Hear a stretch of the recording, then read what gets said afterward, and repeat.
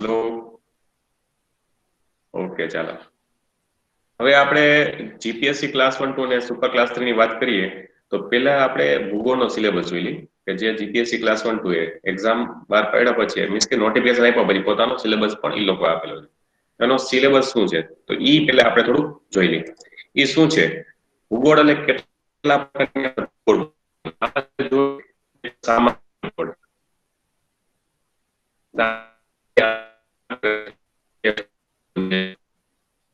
Geography છે એનો અમુક પોર્શન ઈ સર સામાન્ય ભૂગોળમાં આવે છે. As a indicator. Yes. Sir તમારો હાલો. અવાજ સરખો નથી આવતો. હવે જોવો જી આવે છે. હા સર. Okay okay. હવે જો આપણે પેલા થોડીક સિલેબસની સામાન્ય ચર્ચા કરી છે કે સામાન્ય ભૂગોળમાં શું શું એમાં સમાસ થયેલો છે તો કે સૂર્યમંડળના ભાગ, ગ્રુપ પૃથ્વી, ભાગ છે પૃથ્વી, એટલે પૃથ્વીની જે રચનાઓ છે એની ગતિ છે વગેરે વગેરે જો આપેલું છે. પૃથ્વીની ગતિ, સમય, ઋતુની વિભાવના, બરાબર. આ બધી સર વોઇસ કટ થાય છે. સર વોઇસ કટ થાય છે. હવે જોવો જી આવે છે બરાબર. હા સર ફ્રીક્વન્ટલી બટ કટ થાય છે થોડું થોડું. એક જ મિનિટ. એક જ મિનિટ ચાલુ રાખો.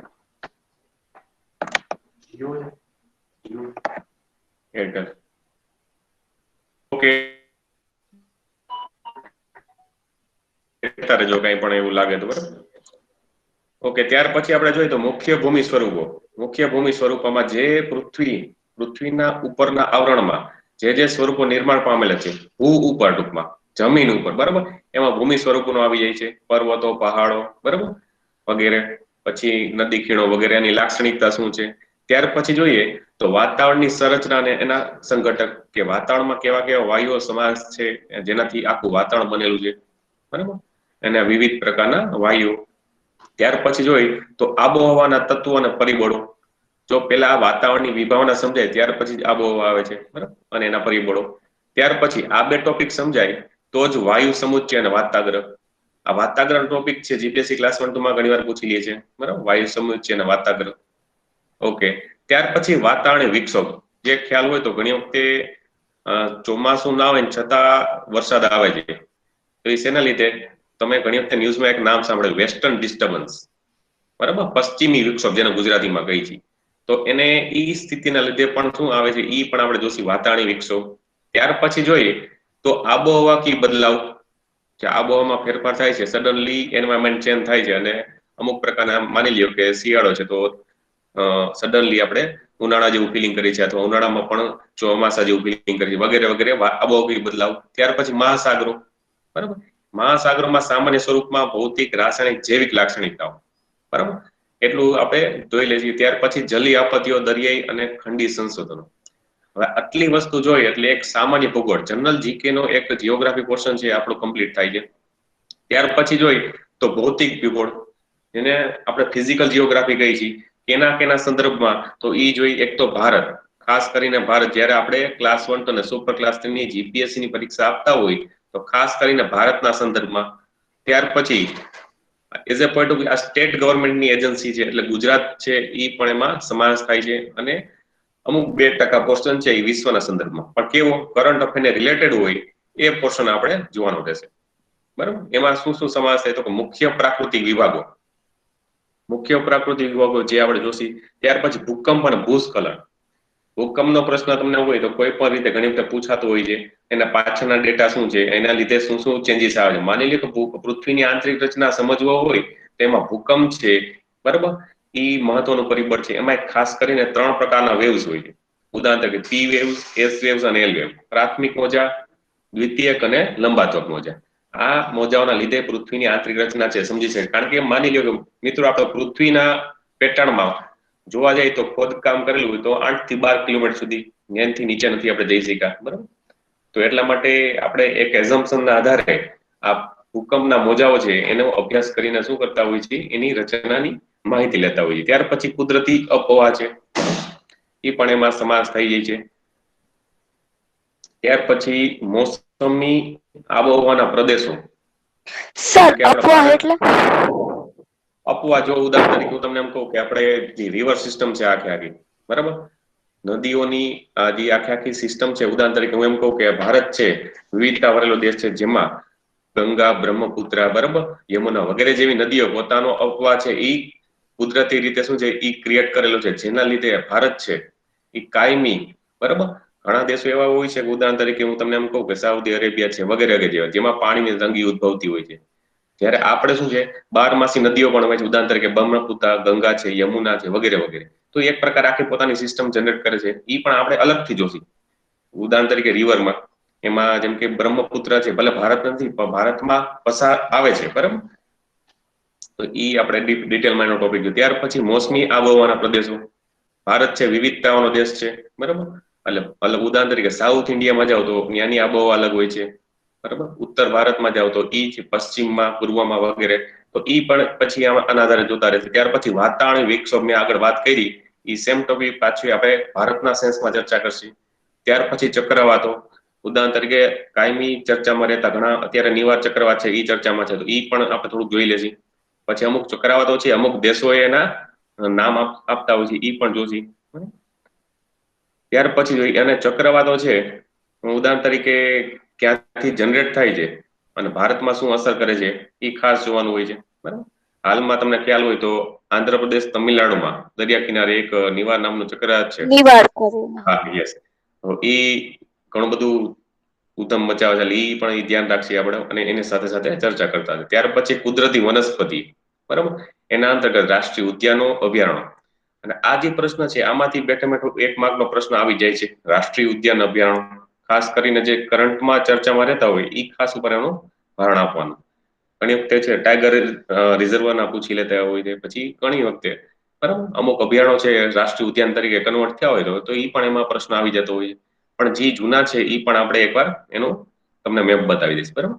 ત્યાર પછી જમીનના મુખ્ય પ્રકારો, આખું જમીન જે લેન્ડ બરાબર, એનું આખું ક્લાસિફિકેશન થયેલું છે, કેવા કેવા પ્રકારની જમીન હોય છે, કેવા પ્રકારના એમાં પાક ઉગે છે વગેરે વગેરે, તો ઈ પણ આમાં સમાસ થાય. ત્યાર પછી ખડકો અને ખનીજો, આટલી વસ્તુ કરો એટલે ભૌતિક ભૂગોળ બરાબર, આપણે સિલેબસ ને સ્ટ્રિક્ટ થઈને ચાલવાનું છે, પછી વધારાની વસ્તુ કરો એ વાત અલગ છે, પણ સિલેબસમાં છે એટલી વસ્તુ પેલા કમ્પ્લીટ થઈ જવી જોઈએ. ત્યાર પછી જો સામાજિક ભૂગોળ, સામાજિક ભૂગોળમાં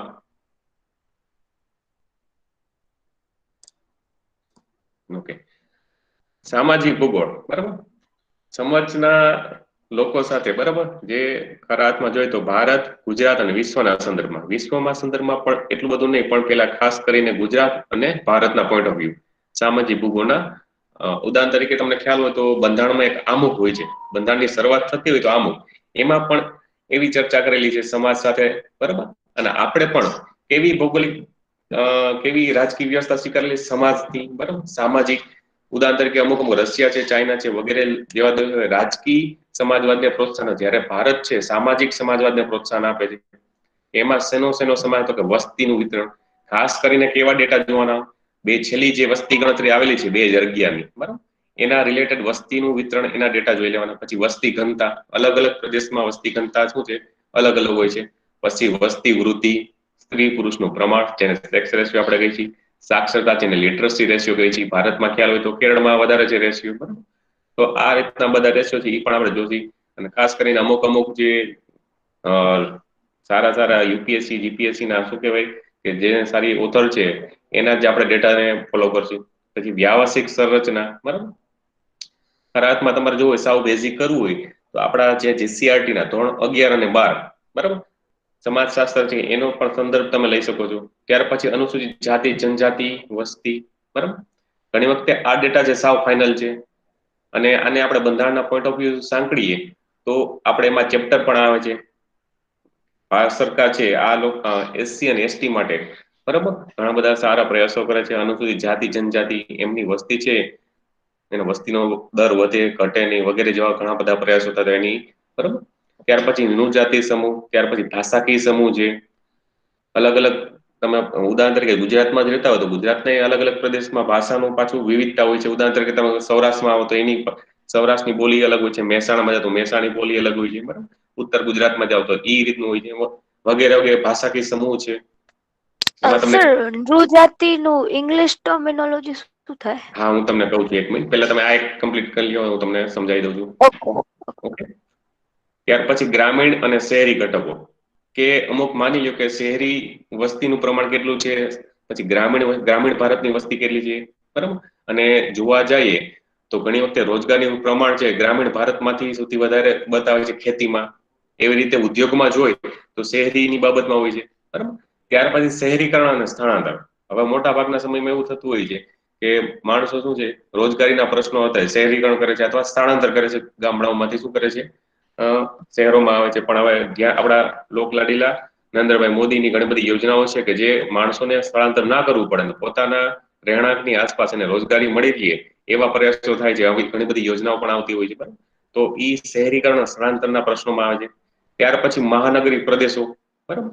મહાનગરી તમને ખ્યાલ જ છે, મહાનગરો જે 25 લાખથી સૌથી વધારે વસ્તી ધરાવતા હોય એવા પ્રદેશો, અને એનું ટૂંકમાં શું કહેવાય, ડેવલપમેન્ટ. હવે છેલ્લે હું તમને નૃજાતિ સમજાવું છું, પણ પેલા આ ચોથો ટોપિક સમજી લઈ, બરાબર. ઇંગ્લિશમાં પણ સાથે સાથે જોતા જઈએ. આર્થિક ભૂગોળ, ઇકોનોમિકલ શું કહેવાય, જીઓગ્રાફી. હવે ખરા તો જો આ તમારે ભણ્યું હોય તો સાથે સાથે ઇકોનોમીના અમુક ડેટા છે એ પણ જોઈ લેવાના આપણે. આર્થિક ભૂગોળ, હવે એમાં શેનો સમાવેશ થાય છે, ખાસ કરીને અર્થતંત્રના મુખ્ય વિભાગ કૃષિ. આ કૃષિ એવો ટોપિક છે જે તમે જો ખાલી જીઓગ્રાફીના પોઈન્ટ ઓફ વ્યૂ કરો તો તમારે બેમાં આવી જાય, એક જીઓગ્રાફી, ઇકોનોમી, ઉદ્યોગ, સેવાઓ. કારણ કે કૃષિનો જે જોવા જઈએ તો સૌથી વધારે, બરાબર, અત્યારના સમયમાં સૌથી વધારે ફાળો છે ઉદ્યોગો માટે રો મટીરિયલ કોણ પણ પૂરું પાડે છે, કૃષિ જ છે. અને આ જે પ્રોડક્ટ તૈયાર થાય છે, બરાબર, એનું પછી શું કહેવાય, સર્વેલન્સ અને એની સર્વિસ, એ સેવા સેક્ટર. અને ખાસ કરીને જોવા જઈએ તો આઈટી સેક્ટર છે એ એક સેવા સેક્ટર છે.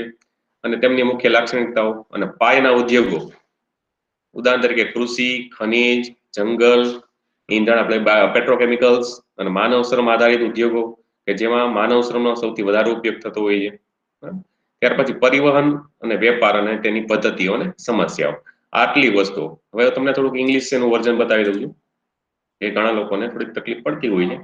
કાંઈ વાંધો નહીં, આપણે જીપીએસસી નો સિલેબસ છે એને જ આપણે ફોલો કરવાનો છે.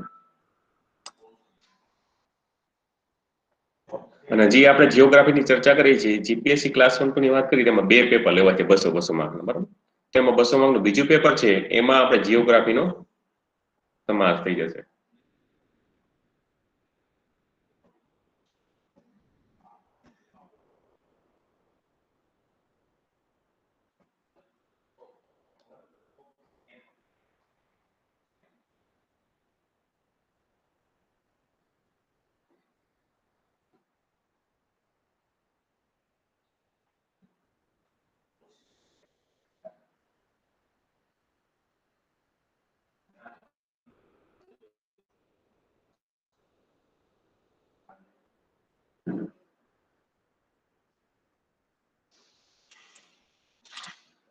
ઓકે, હવે આપણે જે ગુજરાતીમાં જોયેલું જમીન હતી એ ઇંગ્લિશમાં એક વખત થોડુંક રિવિઝન કરી લઈએ.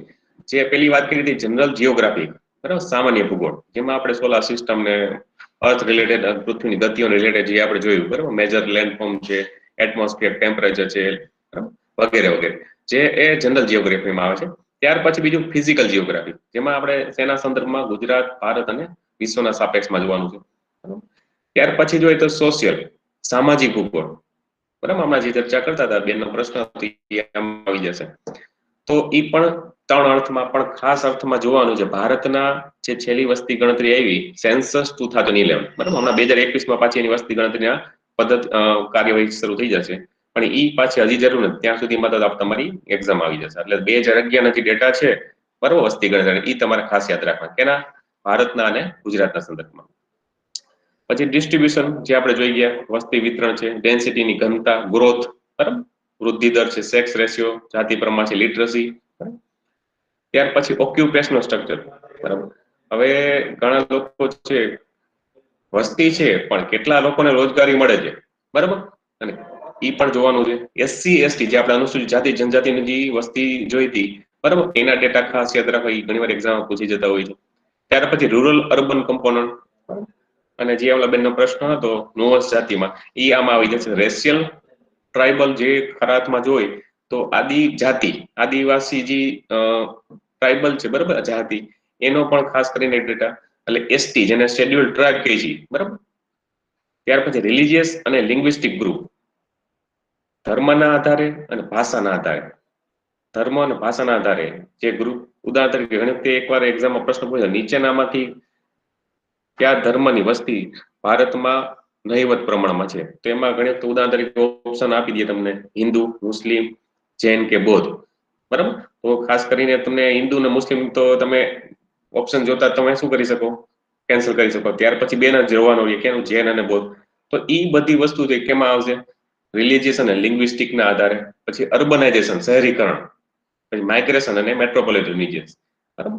આટલી વસ્તુ છે સોશિયલ, સામાજિક ભૂગોળ. અને ખાસ કરીને જો તમારે આ વસ્તુ કરવી હોય તો એક સજેશન આપું છું તમે, આપણે ગુજરાતની જીપીએસસી આવી છે બરાબર, સ્ટેટ એજન્સી. તો ખાસ કરીને જે ધોરણ 11 અને 12 નું સમાજશાસ્ત્ર છે, ખાસ કરીને જોયેલું કેના સંદર્ભમાં? સામાજિક ભૂગોળના સંદર્ભમાં બરાબર. એમાં જે 2011 નો વસ્તી ગણતરીનો ડેટા છે એ આપણે ધ્યાને લેવાનો બરાબર. હું તમને જે ભારત સરકારનો ડેટા છે એ જ કરાવવાનો. હવે આ એક સામાન્ય શું હતું? સિલેબસ હતો. હવે આપણે જે બાકી રહી ગયું છે ત્યાંથી સ્ટાર્ટ કરીએ બરાબર. અને મેં તમને થોડું કંઈક હોમવર્ક આપ્યું હતું, યાદ છે કોઈને મિત્રો? Yes sir. Okay okay okay, કાંઈ વાંધો નહીં. સરસ, ચાલો.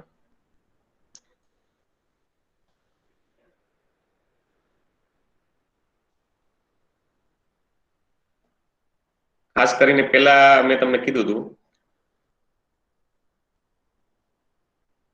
ઓકે, પ્રેઝન્ટિંગ થાય છે હમણાં, વિડીયો આવે છે બરાબર.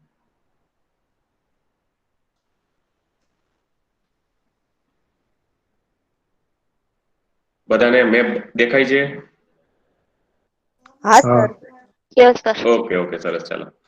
હા, તો આપણે ચર્ચા કરી હતી ભારતના મેપ. જે મેપ બતાવ્યો હતો મેં, થોડોક જૂનો મેપ હતો, 19 ઓગસ્ટ 2019 પહેલાનો મેપ હતો. હવે જે સ્થિતિ બદલાણી છે બરાબર, જે આ મેપ બતાવેલો છે Indian states and union territory, Bharat સરકારે જાહેર કરેલો મેપ છે આ. ખાસ કરીને તમે ઉપરનો જો લદ્દાખનો અને જમ્મુ કાશ્મીરનો, સૌથી વધારે એરિયા લદ્દાખનો જોવા મળશે બરાબર. અને આના સંદર્ભમાં એક પ્રશ્ન પણ તમને એક પૂછી લઉં કે ઘણી વખતે એક પ્રશ્ન ખાસ કરીને ક્લાસ 3 અને સુપર ક્લાસ 3 માં એક પ્રશ્ન પૂછાતો હોય છે કે હવે જો લદ્દાખ છે ઈ યુટી બની ગયું છે, યુનિયન ટેરિટરી, કેન્દ્ર શાસિત પ્રદેશ. પહેલા તો શું છે, જમ્મુ કાશ્મીરમાં સમાજતા તો એક શું હતો, જિલ્લો હતો કે નહીં બરાબર. એક પ્રશ્ન આના આધારે શું પૂછાતો હતો કે નીચેનામાંથી ભારતના કયો જિલ્લો છે સૌથી વધારે વિસ્તાર ધરાવે છે? તો પેલા લદ્દાખ કરવું પડતું આપણે. પણ હવે કયું આવશે, ખ્યાલ છે કોઈને? કોઈને ખ્યાલ છે? ઓકે, વેરી ગુડ, સરસ, કચ્છ. તો આપણા ગુજરાતનો કચ્છ બરાબર, તેને 45,000 સમથિંગ શું છે એટલું એનું એરિયા છે ટૂંકમાં. ઓકે, તો આપણે બધા શું છે મેપ ભણી ગયા છીએ, એકવાર જોયેલો છે મેપ. હવે હું તમને મેપમાંથી પ્રશ્ન કઈ રીતે પૂછાય એ જણાવવાનો છું. જો કોઈ પણ રીતે તમે કોઈ પણ એક્ઝામ લઈ લો, મેપના રિલેટેડ ઓછામાં ઓછા 2 થી 3 પ્રશ્ન. સર, એ કચ્છ હા, નો તમે શું કીધું એ ફરી વાર કયો ને, વોઇસ કપાતો હતો એટલે. ઓકે, કચ્છનો એરિયા છે બરાબર, સૌથી મોટો જિલ્લો એરિયા વાઇઝ, સૌથી મોટો જિલ્લો હોય એરિયા વાઇઝ વિસ્તાર પ્રમાણે, તો એ ભારતમાં ગુજરાતનો કચ્છ જિલ્લો છે. ખ્યાલ આવ્યો પ્રશ્ન? હા સર. ઓકે, ચાલો, એ તો હમણાં તમને બતાવી દઈશ અને હું તમને બતાવવાનો છું. આ તો લખાણ વિશે પણ તમને બરાબર, આ તો એક સામાન્ય સમજ છે, એક તમે જોઈ લો ત્યારે પેલા. ઓકે, હવે મેપમાંથી ઘણી રીતે પ્રશ્નો પૂછાતા હોય, ઘણી રીતે. મેં તમને કીધું હોય તો કે ઓલા બિંદુઓ લખાવ્યા હતા, ઉત્તર પશ્ચિમ પૂર્વ, ઉત્તર દક્ષિણ પૂર્વ પશ્ચિમના, ઈ ઘણી વખતે પૂછાઈ જતા હોય છે. ત્યાર પછી કેટલા રાજ્યોની બરાબર સીમાઓ કેની સાથે જોડાયેલી છે, ઈ પ્રશ્ન પૂછાતો હોય છે. પછી કર્કવૃત છે બરાબર, કેટલા રાજ્યોમાંથી પસાર થાય છે ઈ પણ પૂછાતું હોય છે. કર્કવૃત જોઈ લ્યો, કેટલા રાજ્યોમાંથી પસાર થાય છે બરાબર? ગુજરાત, રાજસ્થાન, મધ્યપ્રદેશ, ઓકે, છત્તીસગઢ, ઝારખંડ, પશ્ચિમ બંગાળ, ત્રિપુરા અને મિઝોરમ. હવે ઘણી વખતે આની થોડીક વેરિએશન પૂછી લેતા હોય છે, એનો ક્રમ પૂછી લેતા હોય છે, પશ્ચિમથી પૂર્વ બાજુ કે પૂર્વથી પશ્ચિમ બાજુનો બરાબર. અને ખાસ કરીને આપણે જોયું હતું કે ઝારખંડની રાંચી, જે પાટનગર છે, એ એક્ઝેક્ટ શું છે કર્કવૃત ઉપર આવેલું છે. ઈ પછી આપણે એની ચર્ચા પાછળથી કરશી. હવે બીજી વસ્તુ એ મારે તમને બતાવવાની હતી. હવે વસ્તુ એ જોવાની છે કે માની લે કોઈ પણ પ્રશ્ન પૂછાય છે એનો મેપમાંથી.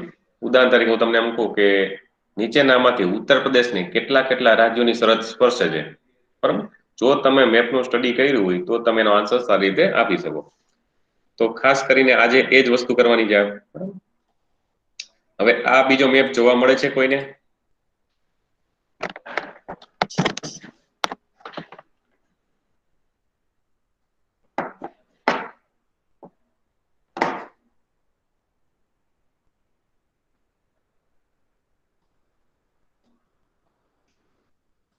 ઓકે, ચાલો બીજો મેપ આવ્યો છે. હા સર. હાલો, ઓકે, સરસ.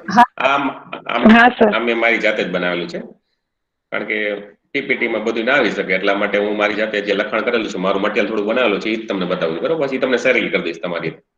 ઓકે, હવે આપણે જોયું એ પ્રમાણે થોડુંક જોતા જઈએ ભારતની ભૂગોળમાં. એક વાર થોડુંક રિવિઝન કરી લઈએ, રિકેપ કરી લઈએ આપણે. અને આમાંથી પીએમાં કેવા પ્રશ્ન પૂછાય કે એ પણ સાથે સાથે તમને કહેતો જાઉં છું. ઓકે, ભારતમાં ઉત્તરી તરફનો જે બિંદુ આવેલો હતો તમને ખ્યાલ હોય તો એ કેવું હતું? ઇન્દિરા કોલ હતું. બરાબર? ઇન્દિરા કોલ. ત્યાર પછી નીચે જો દક્ષિણી તરફનું દક્ષિણતમ બિંદુ, બરાબર, જમીની સરહદનું, તો ઈ કયું છે? કન્યાકુમારી તમિલનાડુમાં આવેલું છે. અને ખાસ કરીને પ્રશ્ન પૂછાયેલો છે કે ભારતીય દ્વીપકલ્પનું અહીં જોવા મળે છે. ભારતીય દ્વીપકલ્પનું, બરાબર, દક્ષિણ તરફનું સૌથી છેવાડાનું બિંદુ, બરાબર, ઈ છે કન્યાકુમારી. એ પ્રશ્ન પૂછાઈ ગયો છે. ઓકે, અને ઈ જોવા જઈએ તો વિષુવવૃત્તની ઉત્તરે આવેલું છે આજે કન્યાકુમારી. અને બંગાળના ઉપસાગરમાં આંદમાન નિકોબાર જે દ્વીપ સમૂહ આવેલો છે એમાં ખાસ કરીને જે 2004માં જળમગ્ન થઈ ગયું હોય, બરાબર, થઈ ગયો છે ઇન્દિરા પોઈન્ટ. આ બે માંથી એક ઓપ્શનમાં હશે, બે એક સાથે ઓપ્શનમાં ના હોય. બરાબર? ત્યાર પછી જોઈ પૂર્વ તરફનું અંતિમ બિંદુ છે એ વાલાંગુ, અને બીજું આપણે કીધું હતું કીબીથુ, જે અરુણાચલ પ્રદેશમાં આવેલું છે. રેડી? ઓકે. ત્યાર પછી પશ્ચિમ તરફનું જે ગુજરાતમાં ખાસ કરીને કચ્છમાં સિરક્રી અથવા તો ગોરમાતા, બે માંથી જે આપેલું એ તમારે ટીક કરવાનું રહેશે, જે આપણે છેલ્લે જોઈ ગયા છીએ. ત્યાર પછી ઉત્તર દક્ષિણની સૌથી વધારે લંબાઈ છે, કેટલી છે? 3214 કિલોમીટર. અને એવી રીતે પૂર્વ અને પશ્ચિમની લંબાઈ 2933 કિલોમીટર. હવે આપણે દિશાની વાત કરી, સાવ સિમ્પલ કોન્સેપ્ટ, જે જનરલ ક્લાસ 3માં ઉદાહરણ તરીકે કોન્સ્ટેબલની એક્ઝામમાં પૂછાતું હોય અથવા બિન સચિવલ એક્ઝામમાં, તો એ પણ સાથે સાથે લઈ લી. બરાબર? હવે આપણે આ બધી દિશા જોઈ, 4 દિશા છે, એના 4 ખૂણા પણ છે. બરાબર? ઉત્તર અને પૂર્વ વચ્ચે કેવો ખૂણો આવશે? તો કે ઈશાન ખૂણો. ઉત્તર અને પૂર્વ વચ્ચે ઈશાન ખૂણો. બરાબર? અને એમાં જોવું હોય તો કયા દેશ આવ્યા? તો નેપાળ છે, ભૂટાન છે, બરાબર, ચીન. ત્યાર પછી જોઈ અને પૂર્વ અને દક્ષિણ વચ્ચે કયો ખૂણો છે? તો અગ્નિ ખૂણો. અને એવી રીતે દક્ષિણ અને પશ્ચિમ વચ્ચે નૈઋત્ય. ખરા અર્થમાં આપણે જોવા જઈએ તો મોટા ભાગનો 80 થી 85% જેટલો ભારતમાં વરસાદ વરસે છે એ નૈઋત્ય કોણી મોસમી પવનોના લીધે વરસે છે. બરાબર? એટલે વરસાદ પડે છે. ત્યાર પછી વાયવ્ય, પશ્ચિમ અને ઉત્તર વચ્ચે જે દિશા આવેલી છે વાયવ્ય, અને ખાસ કરીને વાયવ્ય બાજુ પાકિસ્તાન આવેલું છે. ઓકે, હવે બીજી વસ્તુ ઈ સાવ સિમ્પલ કે ભારતનું ક્ષેત્રફળ, ભારતનો એરિયા કેટલો છે? આ સિમ્પલ વસ્તુ છે ને આપણને બધાને યાદ રહેવી જોઈએ. બરાબર? કેટલો છે? ઘણી વખતે એક્ઝામમાં આમ લખેલું ના કે 32,87,263 ચોરસ કિલોમીટર. ઘણી વખતે એમાં હોય છે 32.87 લાખ ચોરસ કિલોમીટર. બરાબર? તો એ પણ તમારે એ રીતે યાદ રાખવાનું, 32,87,263 ચોરસ કિલોમીટર. બરાબર? તો આવ સાવ સિમ્પલ થયું. બરાબર? ભારતના સંદર્ભમાં. પછી આપણે અક્ષાંશ રેખાંશની પાછળથી જોતા જશું.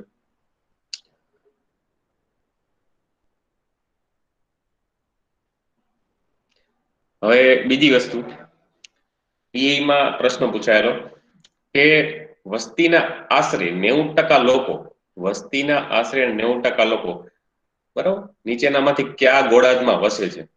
તો ઈ ગોળાર્ધ આવે છે ઉત્તર ગોળાર્ધ. સર વોઇસ કટ થાય છે. ઓકે ઓકે, સારું. હવે PE માં એક્ઝામમાં પ્રશ્ન પૂછાઈ ગયો કે વસ્તીના આશરે 90% લોકો નીચેનામાંથી કયા ગોળાર્ધમાં વસે છે, બરાબર? તો ઈ આવે છે ઉત્તર ગોળાર્ધ. જો નીચે મેં એક નાનો એવો મેપ બતાવ્યો, આ પૃથ્વીનો ગોળો છે, 0 ડિગ્રી વિષુવવૃત્ત અથવા ઇક્વેટર, એની ઉપરનો ભાગ છે ઉત્તર ભાગ છે, નીચેનો ભાગ છે દક્ષિણ ભાગ. જો મેં ભારત જેવો નકશો ડ્રો કર્યો છે, એટલે 0 ડિગ્રી થી ઉપરનો ભાગ છે એ ઉત્તર ગોળાર્ધ છે, એટલે વિશ્વની આશરે 90% વસ્તી છે એ ઉત્તર ગોળાર્ધમાં વસે. ઓકે, હવે જે આમાં અમુક પોઈન્ટ લખ્યા છે જોતા જાઓ. ભારત વિસ્તૃત રેખાની ઉત્તરમાં આવેલું છે. ખાસ યાદ રાખજો, ઘણી વખતે ખબર ના પડે. ભારત વિષુવવૃત્તની રેખાની ઉત્તરમાં આવેલું છે, એટલે કે ઉત્તર ગોળાર્ધમાં સ્થિત છે. તો આ તમને જોવા જ મળે છે આમ ગોળામાં, ઉત્તર ગોળાર્ધમાં સ્થિત છે. અને એશિયા ખંડની કઈ બાજુ? તો દક્ષિણ બાજુ. ખાસ યાદ રાખવું, બરાબર? ભારત ઉત્તર ગોળાર્ધમાં છે એટલે વિષુવવૃત્તની ઉત્તરે, અને એશિયા ખંડનું પૂછે તો કઈ બાજુએ? તો દક્ષિણ બાજુ યાદ રાખવી, દક્ષિણ ભાગમાં. એશિયા ખંડની દક્ષિણ ભાગમાં આવેલું છે. આ પ્રશ્ન સાવ સિમ્પલ છે, પણ ઘણી વખતે મગજમાંથી નીકળી જાય છે અને આડાવડો થઈ જાય છે. ખાસ યાદ રાખો, ભારત વિષુવવૃત્ત રેખાની ઉત્તરમાં છે એટલે કે ઉત્તર ગોળાર્ધમાં છે, અને એશિયા ખંડની કઈ બાજુએ? આપણે ભારત છે એશિયા ખંડમાં આવેલો છે, અને ઈ એશિયા ખંડના દક્ષિણ ભાગમાં આવેલો છે. બીજો પ્રશ્ન, ભારતની મુખ્ય ભૂમિ ઉત્તરમાં, બરાબર, જે આપણે જોયેલું ઇન્દ્રાકોલ થી દક્ષિણમાં કન્યાકુમારી સુધી, અને જે જોવા જાય અક્ષાંશના સાપેક્ષમાં તો 8.4 થી બરાબર 37.6 ઉત્તર અક્ષાંશ વચ્ચે છે. અક્ષાંશની વાત કરીએ, અક્ષાંશ રેખાંશ ટોપિક હું પાછળથી ડિટેલમાં લેવાનો છું, પણ ખાલી જોઈ લો કે ભારત કેટલા અક્ષાંશ વચ્ચે આવેલો છે. તો 8.4 થી 37.6 ઉત્તર અક્ષાંશ વચ્ચે. જે આ 8 પછી જે મીંડું છે એને શું ગણશો તમે? ડિગ્રી, અને 4 મિનિટ આ ડેશ છે, બરાબર? એ રીતે તમે ધ્યાને લેજો. અને પશ્ચિમમાં જે આપણે જોઈએ ગોરમાતા સિરક્રીક, બરાબર, જે કચ્છમાં આવેલું છે ગુજરાતથી પૂર્વમાં અરુણાચલ પ્રદેશના જે વાલાંગુ કઈ છે ગુજરાત બોર્ડમાં અને કીબીથુજી એનસીઆરસી બોર્ડમાં, ત્યાં સુધી રેખાંશ, બરાબર, એટલા રેખાંશમાં કેટલા 68.7 થી બરાબર 97.25 પૂર્વ રેખાંશ. એટલે જે ઉપર શું કીધું? ઉત્તર અક્ષાંશ. અહીંયા નીચે શું કીધું? વાત આપણે પૂર્વમાં પૂર્વ રેખાંશ. અને તમને ખ્યાલ જ છે કે આપણો જે ભારતનો પ્રમાણિત સમય પૂર્વ રેખાંશ ઉપરથી નક્કી થાય છે, બરાબર? એવું તમને પછી કઈ રીતે કેલ્ક્યુલેટ કરવો એ પાછળથી અક્ષાંશ રેખાંશના ટોપિકમાં હું તમને કવર કરાવી દઈશ. ઓકે, ત્યાર પછી ભારતનું સૌથી દક્ષિણતમ બિંદુ આપણે જોઈ ગયા ઇન્દિરા પોઈન્ટ, ગ્રેટ નિકોબારમાં છે, જેને પિગ્મેલિયન પોઈન્ટ પણ આપણે કહી છીએ, અથવા તો હજી એક નામે ઓળખવામાં પાર્સન પોઈન્ટ. એટલે યાદ રાખજો, ઇન્દિરા પોઈન્ટ જે આંદામાન નિકોબારમાં છે, ગ્રેટ નિકોબારમાં, એને ઇન્દિરા પોઈન્ટ પણ કહેવાય છે, પિગ્મેલિયન પોઈન્ટ પણ કહેવાય છે, અને પાર્સન પોઈન્ટ આટલા નામે ઓળખવામાં આવે છે. ઘણી વખતે શું આ બે નામ ના હોય, પાર્સન પોઈન્ટ હોય તો મૂંઝાઈ જવાનું નથી, બરાબર? અને મેં તમને વાત કરી પ્રમાણે હાલમાં ઇન્દિરા પોઈન્ટ જળમગ્ન થઈ ચુક્યું છે, કારણ કે તમને ખબર હોય તો સુનામી આવી હતી 2004માં, એટલે દરિયામાં શું કઈ થઈ ગયું છે? ડૂબી ગયું છે, ગરકાવ થઈ ગયું છે, બરાબર? ઓકે, ત્યાર પછી ભારતની સ્થિતિ વિષુવવૃત્ત રેખાની આપણે હમણાં ચર્ચા કરી, બીજી વાર આવે એટલે કાંઈ વાંધો નહીં, આપણે એ બધે રિવિઝન થઈ જાય. ભારતની સ્થિતિ વિષુવવૃત્ત રેખાની ઉત્તરમાં, અને એશિયા ખંડના કયા ભાગમાં છે? દક્ષિણ ભાગમાં. એટલે એ બાને શું કહેવાય? તમને ભલે 2 વાર 3 વાર બોલું એ મગજમાં છપાઈ જશે, વાંધો નહીં. પછી કર્કરેખા જોઈતી આપણે. કર્કરેખા ભારતની બરોબર મધ્યમાંથી પસાર થાય છે. જો પૃથ્વીના 2 સરખા ભાગ કરતું વૃત્ત હોય તો એ કયું છે? તો કે વિષુવવૃત્ત છે, બરાબર? પૃથ્વીના 2 સરખા ભાગ કરે છે તો એ વિષુવવૃત્ત છે, અને ભારતના 2 સરખા ભાગ કરે છે તો ભારતની બરાબર મધ્યમાંથી પસાર થતું કઈ વૃત્ત હોય તો એ કર્કવૃત્ત છે, અથવા કર્કરેખા, બરાબર? ટ્રોપિક ઓફ કેન્સર જેને આપણે ઇંગ્લિશમાં કહીએ છીએ. જે કર્કરેખા ભારતના કેટલા આપણે જોઈ ગયા 8 રાજ્યોમાંથી પસાર થશે, જેનો ક્રમ મેં આપણે વાત ચર્ચા કરી છે પૂર્વ પશ્ચિમ, પશ્ચિમથી પૂર્વ. તો આપણે મેં પૂર્વ આપેલો છે, એકવાર જોઈ લ્યો. પશ્ચિમથી પૂર્વ 8 રાજ્યો આવેલા છે, એમાં સૌ પ્રથમ ગુજરાત, રાજસ્થાન, ત્યાર પછી મધ્યપ્રદેશ, છત્તીસગઢ, ઝારખંડ, પશ્ચિમ બંગાળ, ત્રિપુરા અને મિઝોરમ. આ 8 રાજ્યોમાં શું છે? આ 8 રાજ્યો ઉપરથી ભારતના 8 રાજ્યો ઉપરથી કર્કરેખા પસાર થાય છે. ખાસ યાદ રાખજો, ઘણીવાર આમાંથી પ્રશ્ન આવેલા છે. ત્યાર પછી ભારતમાં દ્વીપોની કુલ સંખ્યા. ભારતમાં દ્વીપ સમૂહ, જેને દ્વીપ આપણે જાણી ગયા છીએ કે દ્વીપ કોને કેવો, ચારે બાજુથી પાણીથી ઘેરાયેલો હોય, બરાબર, સમુદ્રથી ઘેરાયેલો અને દ્વીપ કહેવામાં આવે છે. એટલે એની સંખ્યા આશરે જોવા જાવ તો 247 જેટલી છે, બરાબર, આશરે. જેમાં 204 દ્વીપ છે આંદામાન નિકોબાર ટાપુમાં સ્થિત છે. મીન્સ કે નાના નાના ટાપુઓ ભેગા થઈને આંદામાન નિકોબારનું નિર્માણ થયેલું છે. અને બાકી રહેતા જે 43 છે, બરાબર, એ આશરે ક્યાં તો અરબ સાગરમાં, ખાસ કરીને જોઈએ તો લક્ષદ્વીપમાં, બરાબર. એટલે જોવા જાય તો દ્વીપ સમૂહમાં બે ની ગણતરી, બે કેન્દ્રશાસિત પ્રદેશની આંદામાન નિકોબાર દ્વીપ સમૂહ અને લક્ષદ્વીપ દ્વીપ સમૂહ. હવે જીપીએસસી માં આ પ્રશ્ન પૂછાઈ જાય છે, એ જોઈ લ્યો. આંદામાન અને નિકોબાર ટાપુ જ્વાળામુખીથી બનેલું છે. જ્વાળામુખીનું પ્રસ્ફોટન થયેલું છે અને ઘણા વર્ષો સુધી એમને અવસ્થામાં રહ્યું. એટલે શું છે, એમાં જમીનનું નિર્માણ થયું, પહાડોનું નિર્માણ થયું, નદી તળાવ વગેરેનું. એટલે ઈ શું છે, આંદામાન નિકોબાર ટાપુ જ્વાળામુખી બનેલું છે. અને એક ઉદાહરણ તમને કહી દઉં. તમને ખબર તો ભારતનો એક સક્રિય જ્વાળામુખી છે, આંદામાન નિકોબારમાં આવેલો છે, જેનું નામ બેરન છે, બરાબર. એટલે જ્વાળામુખી બનેલું છે. અને લક્ષદ્વીપ સમૂહ છે પરવાળાનો બનેલો છે. સર, કોરલ ઈ રીફ. જ્વાળામુખીનું નામ શું કીધું? બેરન બેરન બેરન દ્વીપ જ છે અને એની ઉપર જ આવેલું છે. એટલે બેરન દ્વીપના નામ ઉપરથી બેરન જ્વાળામુખી. અને લક્ષદ્વીપ છે પરવાળા, જેને ઇંગ્લિશમાં આપણે કહીએ છીએ કોરલ રીફ, બરાબર. અને કોરલ રીફનો તમે જીપીએસસી ક્લાસ 1-2 નું 2018 નું પેપર જોયું હોય તો પરવાળાનો પ્રશ્ન હતો. અને પરવાળા છે, હું તમને ડિટેલમાં કરાવીશ કે પરવાળા શેના બનેલા હોય છે, એનું નિવાસસ્થાન શું છે, એનું ઇકોસિસ્ટમ શું છે અને આની જરૂરિયાત શું છે, બરાબર.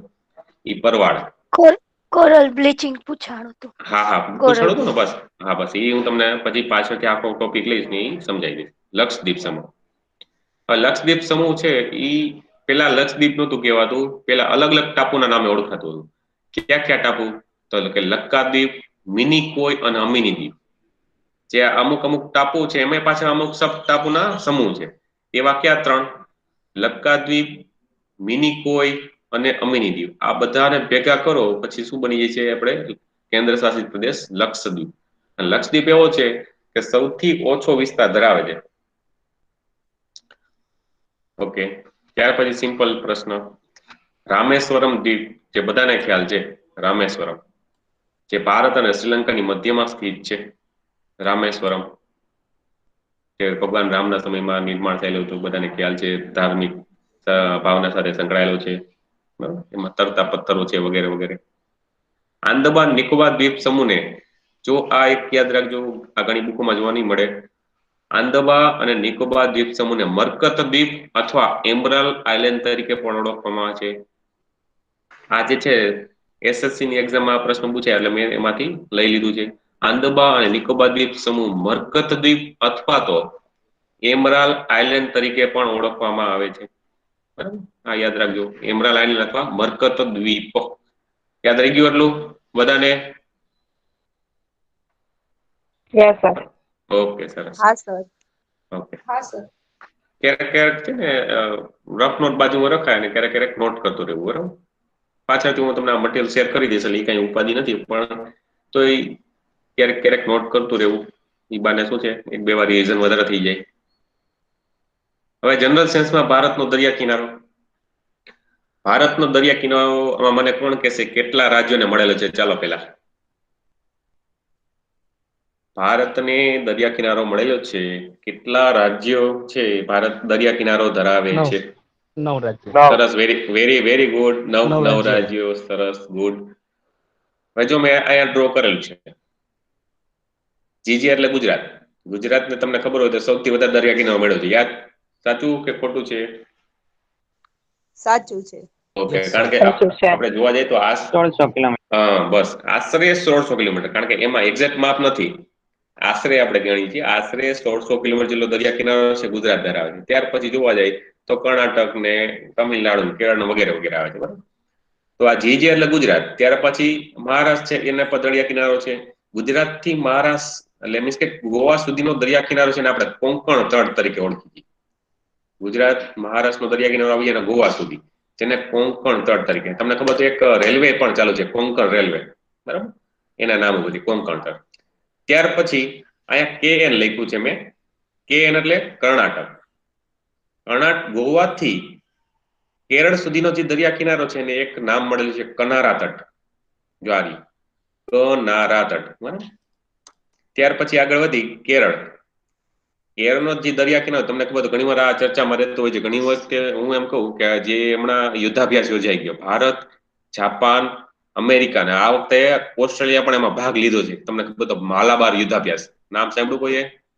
ચર્ચામાં હતું છાપા. Yes sir, yes Malabar exercise. હવે જો ક્લાસ 3 માં પ્રશ્ન પૂછવો હોય ને તો એમ પૂછે કે નીચેનામાંથી માલાબાર યુદ્ધાભ્યાસ કયા કયા દેશો વચ્ચે યોજાય? તેમાં જો ભારત, જાપાન અને અમેરિકા આ પૂછાયેલો પ્રશ્ન છે, બરાબર. હવે તમારે ખાસ યાદ રાખવું આ વખતેમાં ઓસ્ટ્રેલિયા પણ ભાગ લીધો, ઓસ્ટ્રેલિયન, બરાબર, Australian navy, Australian royal navy, બરાબર. તો ઈ પણ વસ્તુ યાદ રાખજો. અને માલાબાર તટે ઘણી વખતે એનું આયોજન થતું હોય છે. ઓકે, ત્યાર પછી આગળ વધો. તમિલનાડુ થી આંધ્રપ્રદેશ સુધીનો જે દરિયા કિનારો છે એને કોરોમંડલ તટ કહેવામાં આવે છે. કોરોમંડલનો દરિયા કિનારો. હવે એના આધારે એક PI માં પ્રશ્ન પૂછાય કે જો મેં લખેલો છે સાઈડમાં, દેખાય છે બધાને? ઓકે, હા સર. જો આમાં લખેલું છે કે ભારતનો જે આ બ્લેન્ક્સ છે ઈ તમારો આન્સર હતો. ભારતનો ખાલી જગ્યાનો દરિયા કાંઠો, બરાબર, કોરોમંડલ, સોરી ચાલો આખું પેલા બોલી દો. ભારતનો કોરોમંડલ તટનો દરિયા કાંઠો ખાલી જગ્યા ચોમાસાનો વરસાદ મેળવે છે. ઉત્તર પૂર્વ અથવા તો આપણે નૈઋત્ય કોણી, હું સમજાવું કઈ રીતે ઉત્તર પૂર્વ. હવે જો તમને ખ્યાલ છે કે ભારત છે મોસમી આબોહવાનો દેશ છે, બરાબર. અને ભારતમાં જે વરસાદ આપણે આવે છે વરસાદ, બરાબર, ખરા હાથમાં જે વરસાદની ઋતુ કઈ રીતે જનરેટ થાય છે પવન વગેરે વગેરે હું પણ તમને પાછળ સમજાવીશ. પણ જે ભારત વરસાદ મેળવે છે એ કેવો છે? નૈઋત્યના મોસમી પવનો. નૈઋત્ય તમને એમ થવું છે કે નૈઋત્ય દિશા એટલે આ બાજુ આવે તો નૈઋત્ય કોણી ના કહેવાય? નૈઋત્ય કોણી કહેવાય જ. પણ એમાં પ્રશ્ન શું છે જુઓ, ભારતનો કોરોમંડલ તટનો દરિયા કિનારો ખાલી જગ્યાના ચોમાસાનો વરસાદ મેળવે છે. ઉત્તર પૂર્વ દિશા કીધી છે મિત્રો. એટલે તમારે એમ યાદ નથી રાખવાનું દક્ષિણ પશ્ચિમ, પણ તમારે એમ યાદ રાખવાનું હવાનો પ્રવાહ છે ક્યાં જાય છે. હવાનો પ્રવાહ જશે ક્યાં? તો કે પૂર્વ અને ઉત્તરની વચ્ચે, બરાબર. હવાનો પ્રવાહ જશે ક્યાં? પૂર્વ અને ઉત્તરની વચ્ચે. એટલા માટે શું કહેવાય? ઉત્તર પૂર્વ, બરાબર. સરસ. હવે બીજી વસ્તુ, એક વરસાદની વાત આવી તો તમને એક નાનો પોઈન્ટ કહી દઉં. ઓકે, હવે ખાલી એવું નથી કે માની ખાલી નૈઋત્ય કોણી મોસમી પવનો જ વરસાદ આપણે મેળવીએ છીએ. ઈ મળે છે ઈ સાચું છે, પણ કેટલો? 75 થી 80%. બાકીનો વરસાદ કયો? હવે જો GPSC માં આ પ્રશ્ન પૂછાઈ ગયો, હું જ્યારે પાછું આવશે ત્યારે પાછું રિપીટ કરી દઈશ. હવે આ પ્રશ્ન કેવો હતો? નીચેનામાંથી ભારત છે વરસાદ મેળવે છે એના સંદર્ભમાં જવાબ આપો. તેમાં ઓપ્શન હતા નૈઋત્ય કોણી મોસમી પવનો, ઓપ્શન બી અગ્નિકોણી મોસમી પવનો, ઓપ્શન સી A અને B બંને, અને ઓપ્શન ડી માત્ર A. અને તમારો આન્સર શું હોવો જોઈએ? તો કે ઓપ્શન સી. હા, વેરી ગુડ. કારણ કે જો નૈઋત્ય કોણી મોસમી પવનો તો છે જ, પણ જ્યારે અગ્નિકોણી મોસમી પવનો એટલે જોવા જાવ તો આંધ્રપ્રદેશ અને ઓડિશાની બરાબર વચ્ચેથી, બરાબર, પૂર્વ બાજુથી પવનો આવીને ભારતમાં પ્રવેશ કરે એટલે એ 15% જેટલા પવનો પણ શું છે? વરસાદ વરસાવે છે. એટલે તમારા ઓપ્શન સી સાચો હોય છે. ઓકે, સરસ. એટલે તમને ખબર પડી ગઈ. હવે હું ખાલી નામ આપી દઉં છું કે દરિયા કિનારો ધરાવતા રાજ્ય બધાને ખ્યાલ જ છે. આપણે ક્યાં પહોંચ્યા હતા? તમિલનાડુનો કયો છે? કોરોમંડલ. ખાસ યાદ રાખવું. અહીંયા બીજું એક લખ્યું નથી પણ હું તમને કહી દઉં છું. તમિલનાડુ થી આંધ્રપ્રદેશનો જે દરિયા કિનારો છે એને કહેવામાં આવે છે, કોઈને ખ્યાલ છે? ઉત્તરી સરકાર. ઉત્તરી સરકારનો દરિયા કિનારો, ઉત્તરી સરકાર તટ. હા, ઉત્તરી સરકાર, બરાબર. એટલે લખેલું નથી પણ તમે નોટ કરી નાખજો. આંધ્રપ્રદેશ, ઉત્તરી સરકાર. ત્યાર પછી આંધ્રપ્રદેશ થી ઓડિશા બાજુ જાઓ એ દરિયા કિનારો ઉત્કલ તટ. કારણ કે ઉત્કલ છે ઓડિશાનું જૂનું નામ, પ્રાચીન નામ છે ઉત્કલ.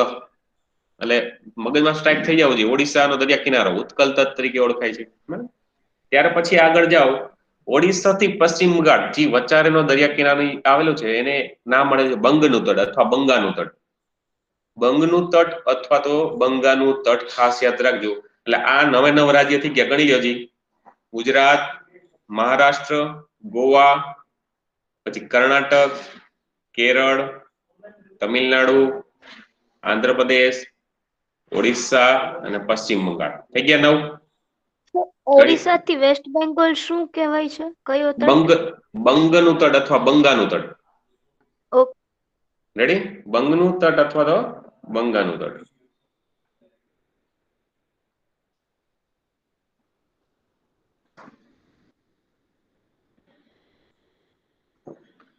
ઓકે, હવે મેં જે ડેટા લીધેલા છે અમુક વેબસાઇટ ઉપરથી, એ ડેટા તમને જોઉં છું. એ ડેટામાં બે વિરોધાભાસ છે, કે ભારત સરકારની અને બીજી અમુક વેબસાઇટ ઉપરથી, બરાબર? મેં ડેટા લીધો, મેટ્રોલોજીકલ ડિપાર્ટમેન્ટ પાસેથી મેં ડેટા લીધો છે એની વેબસાઇટ ઉપરથી. ભારતનો દરિયા કિનારો 9 રાજ્યોમાં વિભાજિત થયેલો છે, જે નીચેના મુજબ છે. જે ગુજરાતનો છે જોવા જઈએ તો 1600 કિલોમીટર, પણ અમુક વેબસાઇટ ઉપર તમને બતાવે છે 1915.29, પણ આ તમારે 1600 કિલોમીટરની માન્યતા આપવાની, બરાબર? ત્યાર પછી જોવા જાય તો સૌથી વધારે આંધ્રપ્રદેશને છે 976 કિલોમીટર, અને અમુક બીજી બે ડેટા છે 1007. તમારે એમ યાદ રાખવાનું બીજા ક્રમે કયો દરિયા કિનારો આવશે, તો આંધ્રપ્રદેશ, બરાબર? બીજા ક્રમે આંધ્રપ્રદેશનો દરિયા કિનારો. ત્રીજા ક્રમે તમિલનાડુનો જે કોરોમંડલ તટ છે એ. બીજા ક્રમે આંધ્રપ્રદેશનો છે એ ઉત્તરી સરકાર, ત્રીજા ક્રમે કોરોમંડલ. ચોથા ક્રમે મહારાષ્ટ્ર જે કોંકણ તટ છે 720 કિલોમીટર. કાઉન્સમાં છે એ અલગ અલગ વેબસાઇટ, પણ હું આને ધ્યાન રાખજો. ત્યાર પછી કેરળ 576 કિલોમીટર. હવે જો એક પ્રશ્ન મને મગજમાં આવે છે જે પૂછાઈ ગયેલો છે, જે કેરળનો દરિયા કિનારો છે માલાબાર તટ, જેના માલાબાર તટ નામ મળેલું છે, એ કયા ઘાટમાં આવેલું છે? તો પશ્ચિમ ઘાટ યાદ રાખજો, વેસ્ટર્ન ઘાટ. બરાબર? આ પૂછાયેલું છે ને મને મગજમાં સ્ટ્રાઇક થયેલું, મેં કીધું ચાલો કહી દઉં તમને. ત્યાર પછી ઓડિશા જે ઉત્કલ તટ છે 482. આવા ડેટા નહીં પૂછાય કે ખાલી ગુજરાતનો ડેટા પૂછે, પણ તમારે ક્રમ, પહેલો ક્રમ, બીજો ક્રમ અને છેલ્લો ક્રમ યાદ રાખવાનો. ઓડિશા, ત્યાર પછી કર્ણાટક 320, બરાબર? અને ગોવા અને પશ્ચિમ બંગાળ. ઘણા અર્થમાં ગોવાને જ સૌથી ઓછો દરિયા કિનારો છે, બરાબર? આ બે છે વિરોધાભાસ, 160 અને 113. એટલે ખાસ કરીને તમારે ઈ યાદ રાખવાનું. સૌથી છેલ્લો દરિયા કિનારો પૂછે તો ગોવા યાદ રાખજો. સૌથી ઓછો દરિયા કિનારો અથવા નાનો દરિયા કિનારો ધરાવતું હોય તો એ ગોવા છે. સૌથી વધારે ગુજરાત, ગુજરાત પછી બીજા ક્રમે આંધ્રપ્રદેશ, અને સૌથી છેલ્લે ગોવા. અને કેન્દ્ર શાસિત પ્રદેશની વાત કરીએ તો આંદમાન નિકોબાર છે સૌથી વધારે દરિયા કિનારો ધરાવશે 1962 કિલોમીટર, અને લક્ષદ્વીપ છે 132 કિલોમીટર. પોંડિચેરી સૌથી ઓછું, બરાબર? દીવ દમણ હવે અલગ થઈ ગયા છે. હા સર, આ જે પશ્ચિમ બંગાળ 157 લખ્યું છે ને? હા, પણ એમાં કેવું છે કે વિરોધાભાસ છે. અમુક વેબસાઇટ ઉપર એનો ડેટા થોડોક અલગ બતાવે છે, પણ તમારે 2011 સેન્સસના આધારે તમે જવાબ આપવો હોય અને એકદમ પ્રિસાઇઝ, તો ગોવા યાદ રાખજો, સૌથી ઓછું દરિયા કિનારો ધરાવે છે, બરાબર? સૌથી ઓકે ઓછું. અને કેન્દ્ર શાસિત પ્રદેશની બાબતમાં આંદમાન નિકોબાર છે સૌથી વધારે દરિયા કિનારો ધરાવે. એના પછી જોઈ તો લક્ષદ્વીપ અને દીવ દમણ. હવે તમારે શું બે ને યાદ રાખવું, દીવ દમણ, દાદરા નગર અને દીવ દમણ, બરાબર? અને પુડુચેરી. એટલે તમને એક્ઝામ એમ પૂછાય કે સૌથી ઓછો દરિયા કિનારો નીચેનામાંથી કયો કેન્દ્ર શાસિત પ્રદેશ ધરાવે, તો પુડુચેરી કરજો. રેડી? પુડુચેરી. ઓકે, હવે જોઈએ આપણે મુખ્ય ભૂમિની દરિયા કિનારાની લંબાઈ આશરે કેટલી છે? 6100 કિલોમીટર. આ તમે બધાનું ટોટલ કરો. સર, હા, સર, કેન્દ્ર શાસિત પ્રદેશમાં સૌથી વધુ કયો કીધો? આંદમાન નિકોબાર દ્વીપ સમૂહ. બરાબર? આ ડેટા આંકડા નહીં પૂછે બને ત્યાં સુધી. આંકડા પૂછાય અને તો સૌથી ગુજરાત. ઓછો પોંડિચેરી નો ને? હા, પોંડિચેરી. કારણ કે દાદરા નગર હવેલી અને દીવ દમણ હવે બે એક થઈ ગયા છે, એટલે હવે બે ને એક ગણતરી, એટલે પુડુચેરી થી એનો ભાગ વધી જાય છે. હવે જુઓ ત્યાર પછી મુખ્ય ભૂમિની દરિયા કિનારાની લંબાઈ કેટલી છે? તો આશરે જો તો 6100 કિલોમીટર, 6100 કિલોમીટર. જો ભૂમિથી કીધી છે, મુખ્ય ભૂમિની. હવે ટોટલ કરીએ આપણે, ટોટલ એટલે કેન્દ્ર શાસિત પ્રદેશનો પણ જો આમાં સમાવેશ કરો તમે, ટોટલ ભારતનો દરિયા કિનારો કેન્દ્ર શાસિત પ્રદેશ, તો 6100 માં તમારે કેન્દ્ર શાસિત પ્રદેશનો પણ પ્લસ કરવાનો, એટલે કેટલો થાય? 7516.6. 7516.6 જેટલો થાય કુલ પૂછે તો. મુખ્ય ભૂમિનો પૂછે તો 6100 અને કુલ દરિયા કિનારો ભારતનો પૂછે તો એમાં કેન્દ્ર શાસિત પ્રદેશ આવી જ જાય કારણ કે ભારતનો જ ભાગ છે તો તમારે 7516.6 યાદ રાખવું. રેડી? ઓકે, ચાલો આગળ વધીએ. હવે જોઈ વિસ્તારની દ્રષ્ટિએ ભારતનું વિશ્વમાં સ્થાન 7મું છે. એરિયા વાઇઝ હોય તો ભારતનું સ્થાન છે 7મું છે. અને આ પ્રશ્ન પૂછાઈ ગયો, ભારત વિશ્વની કુલ જમીનના કેટલો ભાગ ધરાવે છે? 2.42. ખાસ યાદ રાખજો, વિશ્વના સાપેક્ષમાં પર્સન્ટેજ વાઇઝ પૂછે તો 2.42% ભાગ છે ભારત ધરાવે છે. અને ક્રમ પૂછે વિસ્તારની દ્રષ્ટિએ તો 7મું ક્રમ. હવે આ મેં ડેટા લીધેલો છે.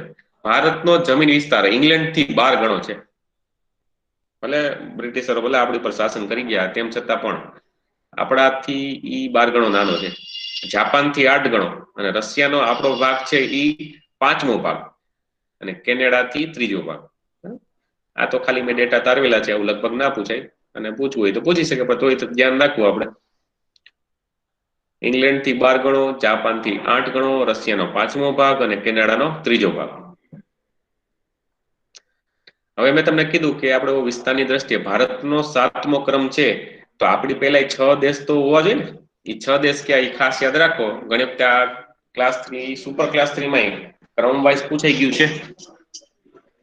પહેલા ક્રમે જો રશિયા આવશે, સૌથી વધારે વિસ્તાર ધરાવતો દેશ હોય તો રશિયા, ત્યાર પછી કેનેડા, ત્યાર પછી ચીન. ખાસ યાદ રાખજો, પહેલા 3 ક્રમ રશિયા, કેનેડા, ચીન.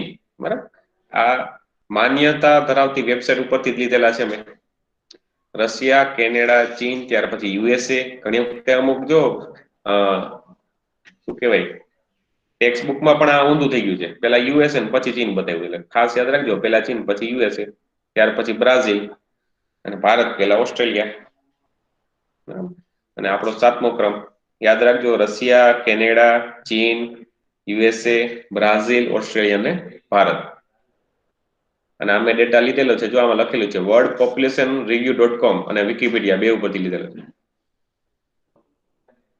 બરાબર. હવે 2011 ની સ્થિતિમાં ભારતની વસ્તી હોય તો વસ્તી છે 121 કરોડ 1,93,422. એટલે તમારે 121 કરોડ યાદ રાખો ને. હાલની અંદાજે જોવા જાય તો તમને ખબર તો નરેન્દ્રભાઈ મોદી આપણા વડાપ્રધાન ઘણી વખતે એના ભાષણમાં બોલતા હોય છે 130 કરોડની જનતાઓ. હાલમાં જોવા જાય તો 130 પ્લસ છે. બરાબર, 130 કરોડ. અને વસ્તીની દ્રષ્ટિએ આપણે સારું સ્થાન ધરાવી છીએ વિશ્વમાં, બીજું ચીન પછી. અને મને લાગે છે અને જે અમુક એજન્સીઓનો ડેટાના મુજબ 2030 પછી આપણે ચીનને પણ ટપી જશે. એટલે વસ્તીની દ્રષ્ટિએ ભારત વિશ્વમાં બીજું સ્થાન ધરાવે છે. એટલે એક્ઝેક્ટ ડેટા ના પૂછાય પણ 121 કરોડ યાદ રાખજો.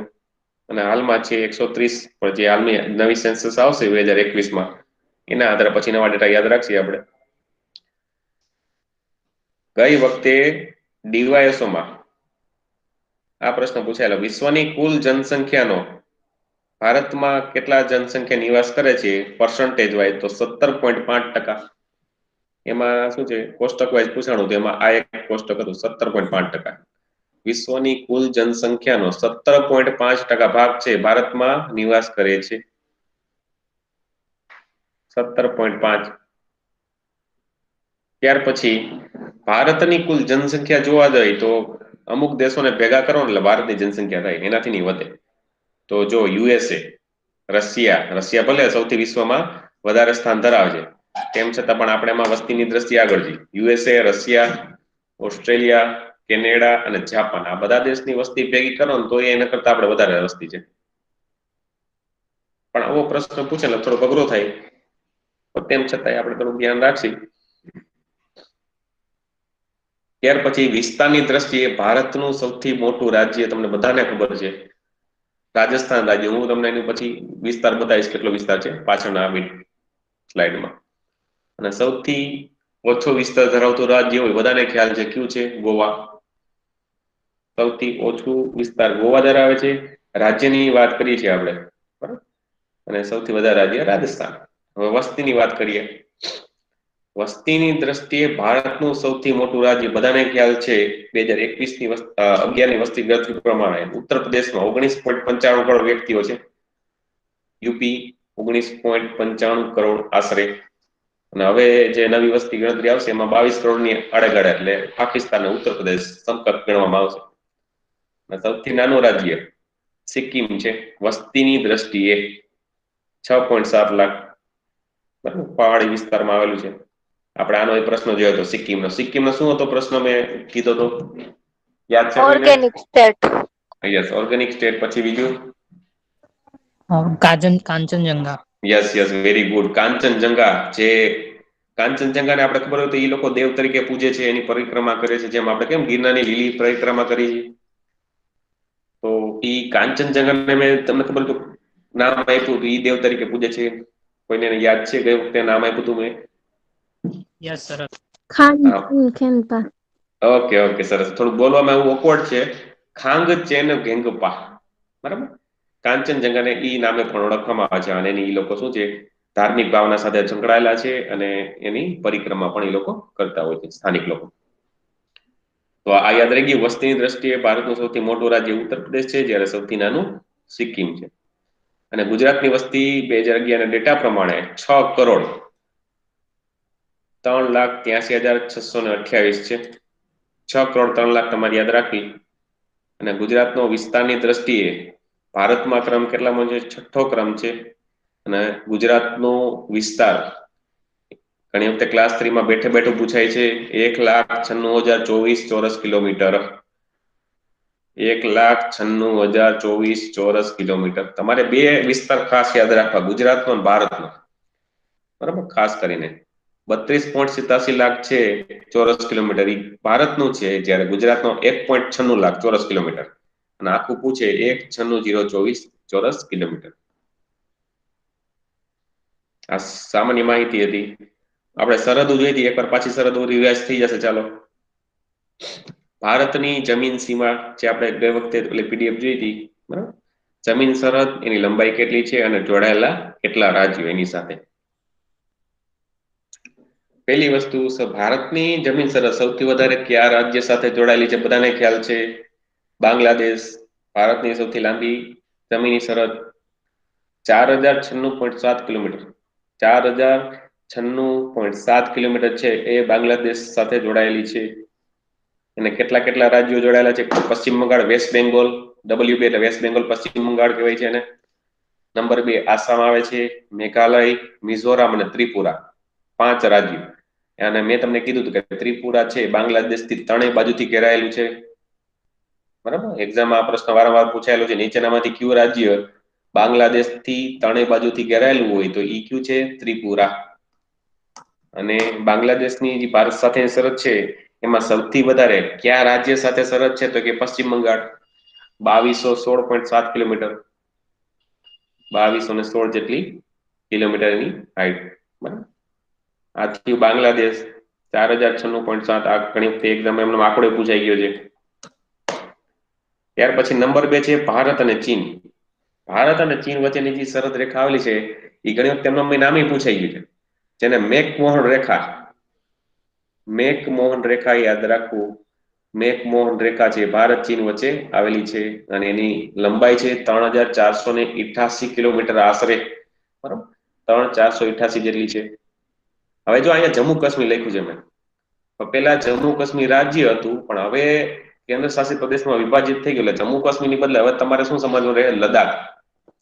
મતલબ લદ્દાખ કેન્દ્ર શાસિત પ્રદેશ, જમ્મુ કાશ્મીરની બદલે તમારે સમજવાનું. આ થોડુંક જૂનું છે એટલા માટે તમને કહી દઉં છું.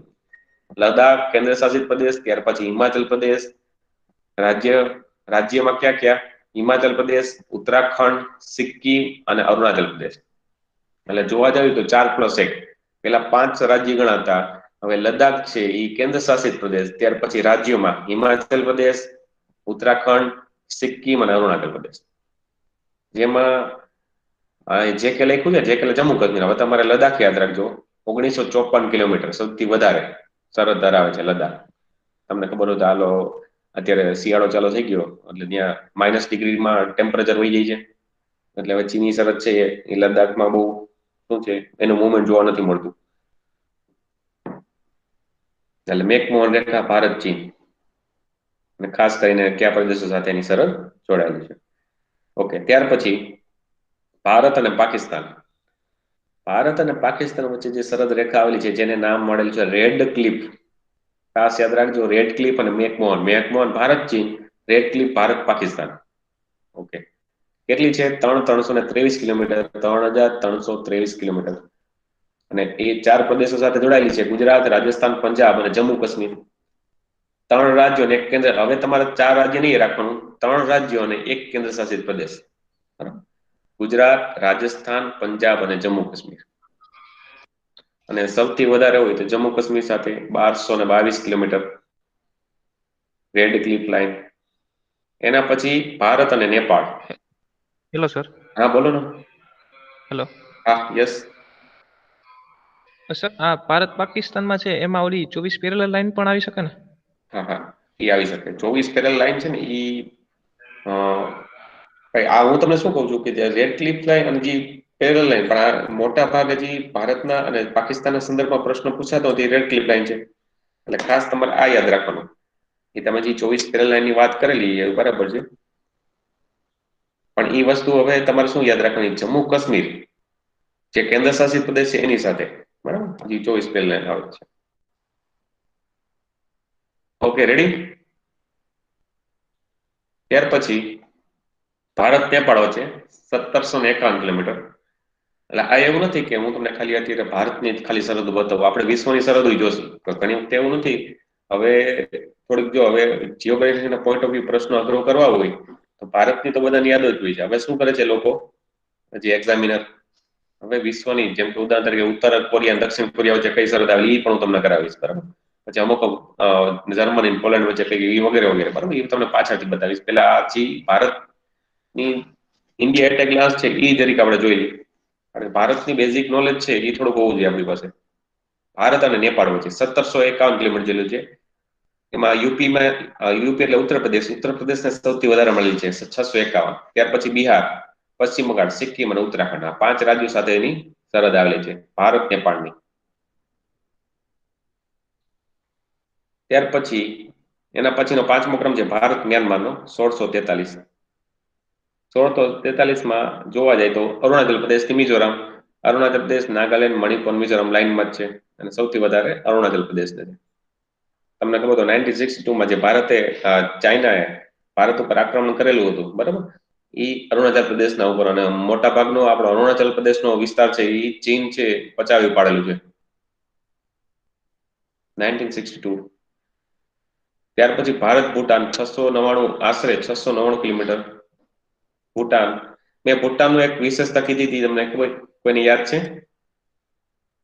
બ્રિટિશરોએ ભૂટાનને શેની ઉપમા આપેલી છે? વ્રજ દાનવોની ભૂમિ. હા, બરાબર છે, વ્રજ દાનવોની ભૂમિ. સરસ લ્યો. આ પ્રશ્ન પૂછાયેલો છે નીચે. બ્રિટિશરોએ ભૂટાનને શેની ઉપમા આપેલી છે? વ્રજ દાનવોની ભૂમિ. કારણ કે એમાં વસ્તુ એવી થઈ, કારણ કે એ શું છે, પહાડી વિસ્તાર ઉપર આખેલું ભૂટાન આવેલું છે. અને પહાડી વિસ્તાર ઉપર હોય એટલે જે ઉપર બેઠું છે એને પ્લસ પોઈન્ટ હોય નીચે ના કરતા, બરાબર. કારણ કે નીચેથી એક પાણો હળવો માર્યો હોય તો એ વધારે લાગે.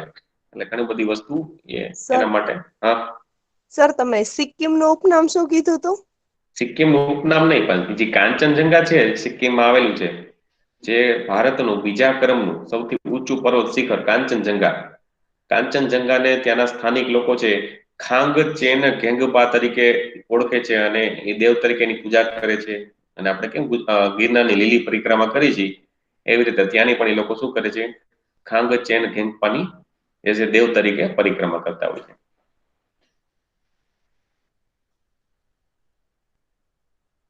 અને ત્યાર પછી છેલ્લે જોઈએ ભારત અને અફઘાનિસ્તાન. ખરા અર્થમાં ભારત અફઘાનિસ્તાન, જે હવે નવો મેપ આપણે જાહેર કર્યો છે એટલે આપણે અફઘાનિસ્તાન સાથે સરહદ ધરાવી છે. પહેલાનો જે મેપ હતો PFA, પાકિસ્તાન ઓક્યુપાઈડ કાશ્મીર, બરાબર. ખરા અર્થમાં આ જે આ રેખા છે જેને ડુરાન્ડ રેખા કહી છે, એ પાકિસ્તાન અફઘાનિસ્તાન વચ્ચે આવેલી છે. પણ હાલના જે મેપ જે ભારત સરકાર જાહેર કરેલો છે એટલા માટે ભારત અફઘાનિસ્તાન, બરાબર. ભારતની સૌથી ટૂંકી રેખા છે ડુરાન્ડ રેખા, આશરે 100 કિલોમીટર, 106 કિલોમીટર, ઘણામાં 99 કિલોમીટર કીધું છે. અને જમ્મુ કાશ્મીરનો જે ખરા અર્થમાં હવે જે લદ્દાખનો પોર્શન છે, બરાબર, આ જમ્મુ કાશ્મીર લદ્દાખ POK નો જે ભાગ હતો, બરાબર, એ એમાં એની સાથે જોડાયેલું છે. અને તમને ખબર હોય તો ભારતનું સૌથી ઊંચું સર્વોચ્ચ શિખર કેટલું, જે ગોડવિન ઓસ્ટિન કહે છે, બરાબર, કારાકોરમ રેન્જ, એ ત્યાં જ આવેલી છે.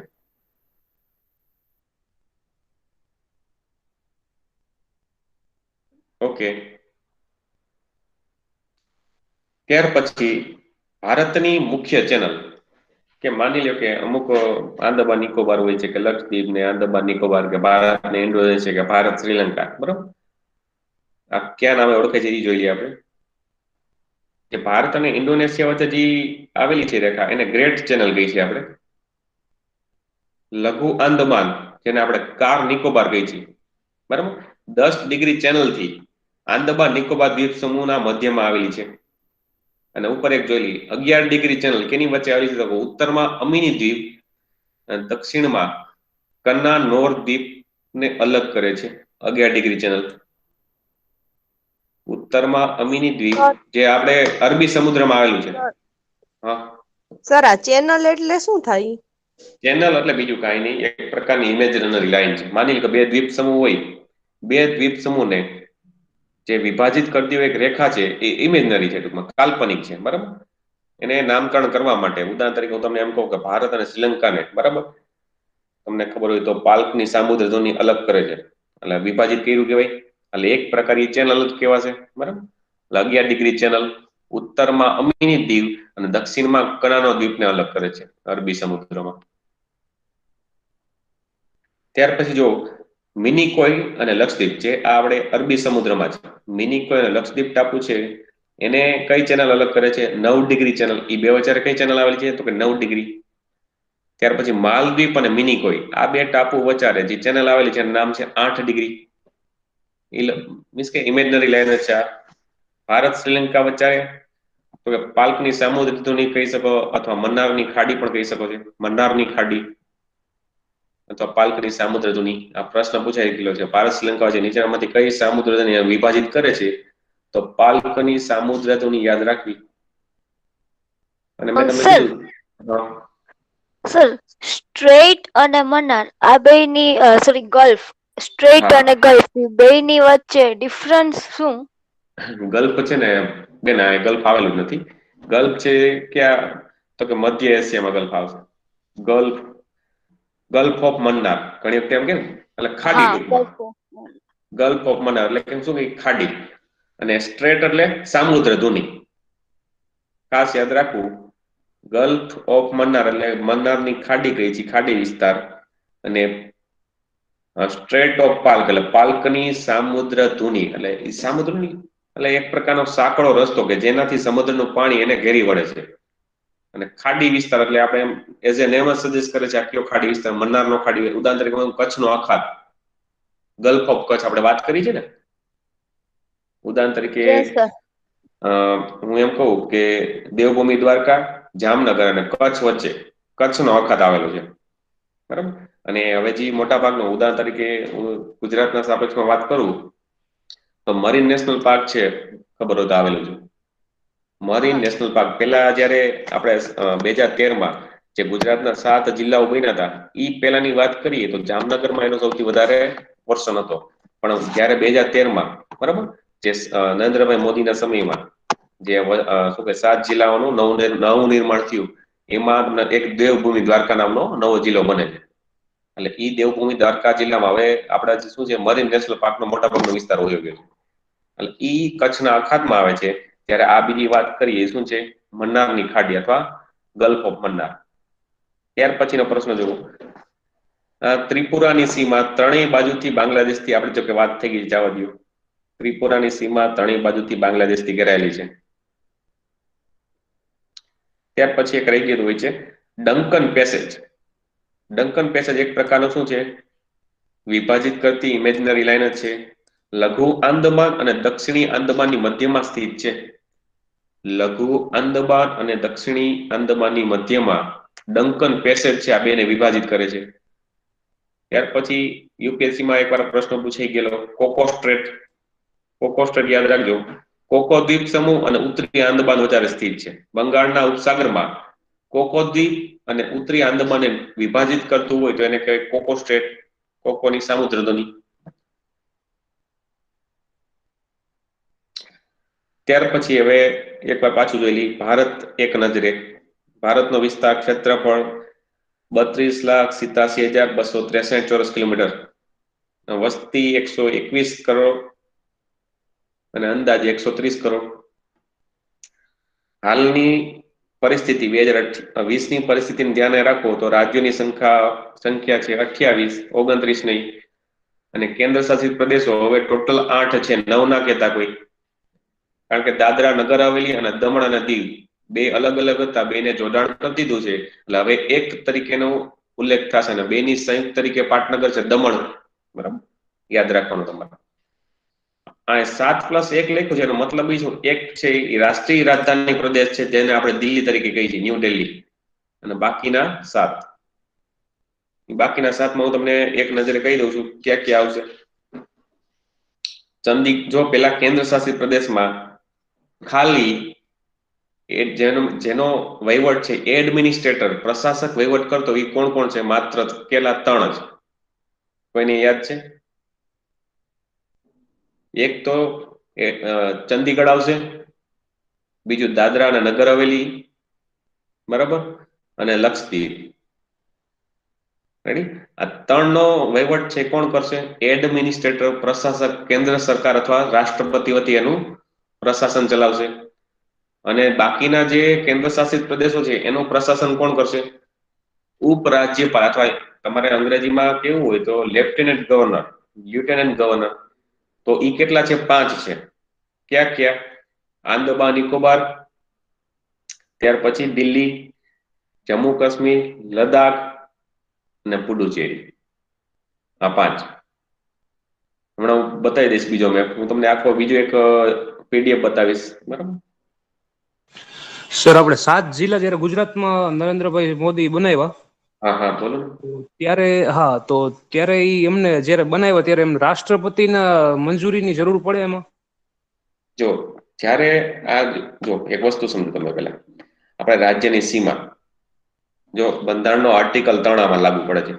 જો રાજ્યની સીમામાં ફેરફાર થાય, એના નામમાં ફેરફાર થાય, બરાબર, તો આર્ટિકલ 3 એમાં લાગુ પડે છે. અને ઈ પહેલા શું છે કે રાજ્યની સરકાર છે એમાં શું કરે છે? ફેરફાર કરે છે. પાછળથી કેન્દ્ર સરકારને એમાં મંજૂરી લેવી આવશ્યક છે. અને હું તમને એમ કહું, ઉદાહરણ તરીકે છેલ્લે કયું રાજ્ય બન્યું? તેલંગાણા રાજ્ય બને છે તો પેલા તાત્કાલિક શું કરવામાં આવે? જે આંધ્રપ્રદેશની જે વિધાનસભા છે એની મંજૂરી લેવાની હોય છે. એ મંજૂરી આપે એટલે સીધો પ્રસ્તાવ કોને આપવાનો હોય છે? સૌથી પહેલા રાષ્ટ્રપતિ દ્વારા પછી લોકસભામાં શું છે એનું પ્રસ્તાવ પસાર કરે છે.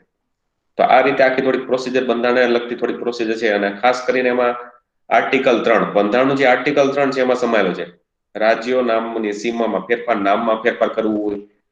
અને જો માની લે કે ઉદાહરણ તરીકે હમણાં બલુચિસ્તાનનો એક મુદ્દો ચર્ચામાં છે. હમણાં બલુચિસ્તાન પ્રાંત છે પાકિસ્તાનનો છે, અને ઈ પ્રાંત છે ભારત સાથે જોડાણ કરવા ઈચ્છે છે. હવે એવું જાણવા મળ્યું છે, માની લ્યો કે બલુચિસ્તાન પ્રાંત છે, ભારત એને માન્યતા આપી દે કે હવે આ પાકિસ્તાનનો નહીં પણ હવે ભારતનો ભાગ, તો એમાં કયું લાગુ પડે? તો ભારતીય બંધારણની આર્ટિકલ 2 કે નવા રાજ્યોની સ્થાપના કરવી અથવા એની રચના કરવી આવે કે ના આવે? તો એ રીતે તમે આર્ટિકલ 2 અને 3 ખાસ સાથે સાથે ધ્યાન રાખજો. સર, એટલે કોઈ બી નવો રાજ્યની રચના કરવી હોય તો એમાં કોન્સ્ટિટ્યુશનલ અમેન્ડમેન્ટ કરવાની જરૂર ના પડે ને? નહીં, કરવો પડે. અચ્છા, કોન્સ્ટિટ્યુશનલ અમેન્ડમેન્ટ થ્રુ. જો એક વસ્તુ સમજાય દઉં તમને. ઉદાહરણ તરીકે તમને ખબર હોય, તમે કદાચ બંધારણ ભણ્યા હોય, તેમાં સૌથી પહેલા ભાગ 1 માં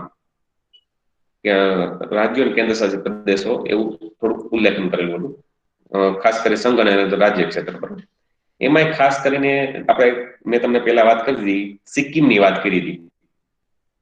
સિક્કિમ છે સૌપ્રથમ ભારત સાથે જોડાણ કર્યું ત્યારે એમાં સિક્કિમમાં ચોગ્યાલના રાજાનું શાસન હતું અને ભારત સાથે જોડાણ કરે છે, જોડાણ ખત ઉપર. એટલે એ ભારત સરકારે તાત્કાલિક એને રાજ્ય તરીકે અસ્તિત્વમાં નથી લેતું, પણ એઝ એ કેન્દ્ર શાસિત પ્રદેશ તરીકે એને ભારતનો ભાગ બનાવે છે. એટલે શું કરવું પડે? સુધારો કરવો પડે. અને બંધારણમાં એક આર્ટિકલ એડ કરી દીધી, તમને કહું આર્ટિકલ 2A અથવા 2K. પણ જ્યારે સિક્કિમને જ્યારે રાજ્યનો દરજ્જો આપ્યો એટલે આર્ટિકલ 2K અથવા 2A રદ કરી છે. એટલે આમાં કોન્સ્ટિટ્યુશનલ એમેન્ડમેન્ટની જરૂર પડે. પણ જ્યારે બંધારણનો કોન્સેપ્ટ આવે, ઉદાહરણ તરીકે હું તમને કહું કે જમ્મુ કાશ્મીર, બરાબર, મેં તમને વાત કરી હતી કે એમાં શું કામ બંધારણમાં સુધારો ન કરવામાં આવ્યો? કારણ કે જ્યારે જમ્મુ કાશ્મીરમાં રાજ્યપાલ શાસન હતું ત્યારે પછી કેના હસ્તક આવ્યું? રાષ્ટ્રપતિ શાસન. રાષ્ટ્રપતિ શાસન હોય તો એના વતી જમ્મુ કાશ્મીર વતી નિયમો કોણ ઘડે? તો કે રાષ્ટ્રપતિ. પછી નિયમો ઘડવા કોને કહે? તો કે સંસદને. બરાબર. એટલે એના વતી નિયમો ઘડે છે સંસદ. એટલે સંસદે 2 સદનમાં પ્રસ્તાવ પસાર કર્યો અને જમ્મુ કાશ્મીરને રાજ્યમાંથી કેન્દ્ર શાસિત પ્રદેશમાં તબદીલ કરી દીધા.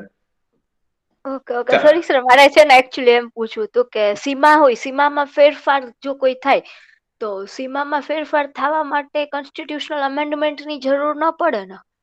રાજ્યની આંતર સીમા હા, અને જરૂર પડે બેન. કારણ કે જો ઉદાહરણ તરીકે એમાં પણ હા, કારણ કે જો તમે આર્ટિકલ 3 તમે જો એમાં કઈ જરૂર ન પડે, ફક્ત રાજ્યને. હા જો એક મિનિટ તમે સાંભળો, એક મિનિટ. જો આર્ટિકલ 3 શું કે છે? રાજ્યોના નામમાં ફેરફાર, રાજ્યોની સીમામાં ફેરફાર અને વિસ્તારમાં ફેરફાર. બરાબર. તો એમાં આર્ટિકલ 3 લાગુ પડે છે. જ્યારે આપણે બંધારણ જોઈશું ત્યારે એમાં થોડુંક ડિટેલમાં ચર્ચા કરશું. એટલે અત્યારે તો કામમાં આવી જાવ. અત્યારે થોડુંક સામાન્ય ઇન્ડિયા એટ ગ્લાન્સ જોઈ લ્યો કે ભારતના અમુક મહત્વના પોઈન્ટ શું છે. બરાબર. પછી આપણે જે ફિઝિકલ જીઓગ્રાફી પર આગળ વધીએ આપણે. અત્યારે જે બેઝિક ડેટા છે એ થોડુંક એની ઉપર ધ્યાન દો તમે લોકો. મોટું રાજ્ય આપણે વાત કરી દીધી કઈ? રાજસ્થાન છે. વિસ્તારની દ્રષ્ટિએ, વસ્તીની નહીં. કેટલી જો સીમા કેટલી આવી છે? 3,42,239. જો આ ડેટા યાદ નથી રાખવાનો આપણે, ખાલી શું છે રાજસ્થાન યાદ રાખજો. સૌથી નાનું રાજ્ય ક્ષેત્રફળ દ્રષ્ટિએ ગોવા, 3,702 ચોરસ કિલોમીટર. અને એમાં ડેટા યાદ ના રહે તો ચાલશે. ક્ષેત્રફળની દ્રષ્ટિએ સૌથી મોટો કેન્દ્રશાસિત પ્રદેશ, ક્ષેત્રફળની દ્રષ્ટિએ સૌથી મોટો કેન્દ્રશાસિત પ્રદેશ છે આંદમાન નિકોબાર દ્વીપ સમૂહ છે. આંદમાન અને નિકોબાર 8,249 જેટલી ચોરસ કિલોમીટર જેટલી વિસ્તાર ધરાવે છે. અને ક્ષેત્રફળની દ્રષ્ટિએ સૌથી નાનો હોય કોઈ પણ તો ઈ લક્ષદ્વીપ છે. સૌથી ઓછો 32.69 ચોરસ કિલોમીટર. વસ્તી અને વિસ્તાર બેયમાં લક્ષદ્વીપ જ આવશે ઓછામાં. બરાબર. અને વધારેમાં જોવું હોય તો વસ્તીની દ્રષ્ટિએ વિસ્તારની દ્રષ્ટિએ આંદમાન નિકોબાર આવશે. જ્યારે વસ્તીની વાત કરી ત્યારે દિલ્હી આવશે. હવે જો સૌથી મોટા જિલ્લા મેં હમણાં વાત કરી હતી, જ્યારે જમ્મુ કાશ્મીર અને લદ્દાખ બે યુટીમાં વિભાજિત નહોતું થઈ ગયું ત્યારે લદ્દાખ સૌથી મોટો જિલ્લો કહેવાતો જમ્મુ કાશ્મીરનો. પણ હવે તમારે લદ્દાખને બોલી જવાનું છે. હવે લદ્દાખ યુટી બની ગયું છે. હવે કચ્છ, ગુજરાતનો જે જિલ્લો કચ્છ છે એ ભારતમાં પ્રથમ ક્રમે આવે છે. અને હું નથી કહેતો, જે ભારતના સેન્સસ 2011 બરાબર એના ડેટા પ્રમાણે કચ્છ છે એ પહેલા ક્રમે છે. 45,652 ચોરસ કિલોમીટર. 45,652 ચોરસ કિલોમીટર. ત્યાર પછી લેહ, પણ હવે જમ્મુ કાશ્મીર નહીં, પણ હવે કેનું આવે છે? એ લદ્દાખનું છે. તમારે ખાસ કરીને પેલું યાદ રાખવાનું કયું? કચ્છ. ત્યાર પછી રાજસ્થાન, જેસલમેર, બીકાનેર, બારમેર, પણ આ યાદ ના રહે ચાલશે. અને સૌથી નાનો જિલ્લો છે એ પોંડિચેરી શાસનનો માહે, જે કેરળમાં આવેલો છે. કેટલા? માત્ર 9 ચોરસ કિલોમીટર. માત્ર 9 ચોરસ કિલોમીટર. માહે ખાસ યાદ રાખજો. પુડુચેરી પ્રશાસનનો જે કેરળમાં આવેલું માહે પ્રદેશ છે એ સૌથી નાનો જિલ્લો છે. અને સૌથી વધારે જોઈએ તો કચ્છ 45,652. ગુજરાતની કોઈ પણ એક્ઝામના સાપેક્ષમાં કચ્છ પૂછાય છે અને કચ્છનો વિસ્તાર એ પૂછાય છે. 45,652. અને સૌથી નાનો હોય તો પુડુચેરી પ્રશાસનનો માહે 9 ચોરસ કિલોમીટર. પછી સર અક્ષાંશ. હા સર આપણને એમ હા પૂછે કે સૌથી નાનો જિલ્લો છે એ ક્યાં આવેલો છે, કયા રાજ્યમાં? તો એને કયું ગણવાનું? કેરળ ને? નહીં, હા, પણ પુડુચેરી પ્રશાસન પૂછશે, એમને નહીં પૂછી શકે બેન, કારણ કે એને સ્પેસિફાય કરવું પડશે. માની લો કે પુડુચેરી સ્પેસિફાય ના કર્યું હોય તો કેરળમાં આવતો પુડુચેરી પ્રશાસનનો માહે. બરાબર. હા સર. ઓકે, ચાલો અક્ષાંશી રેખાંશી વિસ્તાર ખાસ એક જરીક ફટાફટ જોઈ લ્યો. ભારત છે કેટલા અક્ષાંશો ચાલુ છે? 8, 4 થી 37, 6. ઉત્તર અક્ષાંશ યાદ રાખો, કારણ કે આપણે ઉત્તર ગોળાર્ધમાં છીએ એટલા માટે. અને રેખાંશી વિસ્તારમાં 68, 7 થી 97, 25 પૂર્વ રેખાંશ. બરાબર. કરારમાં જોઈએ તો આપણે 0 ડિગ્રી જે ગ્રીનિચ રેખા છે એનાથી પૂર્વ ભાગમાં છીએ એટલા માટે પૂર્વ રેખાંશ બોલાય છે. અને આપણે 0 ડિગ્રી વિષુવવૃત્ત છે એનાથી ઉત્તર ભાગમાં છીએ એટલા માટે ઉત્તર અક્ષાંશ. બરાબર. આ ડેટા ક્લિયર હોવો જોઈએ. હજી ઉત્તર અક્ષાંશમાં પાછો ડેટા ક્લિયર કરાવીશ. અને માની લો કે 67 થી 97, 25 જે ભારતમાંથી જે માની લો કે ભારત આટલા રેખાંશ વચ્ચે આવેલો છે એટલે જે ભારતમાંથી 29 રેખાંશ પસાર થાય છે, હું એની કેલ્ક્યુલેશન કરતા પણ તમને શીખવાડાવે, બરાબર, કઈ રીતે કેલ્ક્યુલેશન થાય છે.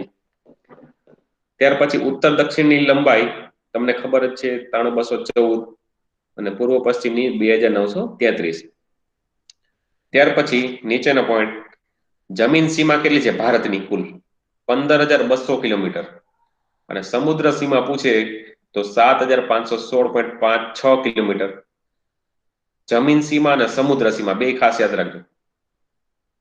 અને માની લો કે તમને એક્ઝામ પૂછ્યું ભારતની કુલ સીમા કેટલી છે, વિસ્તાર નથી પૂછતા, સીમા પૂછે છે, તો 15,200 + 7,516.6 એટલે ટોટલ 22,716.6 કુલ સીમા, બરાબર. અત્યાર સુધીમાં નથી પૂછાણું, આ પૂછાઈ ગયેલું છે સમુદ્ર સીમા ટોટલ 15,200 હજી પૂછાણી નથી. પૂછાય તો સારું, ના પૂછાય તો કઈ વાંધો નહીં, પણ આ એકવાર મગજમાં યાદ રાખવું.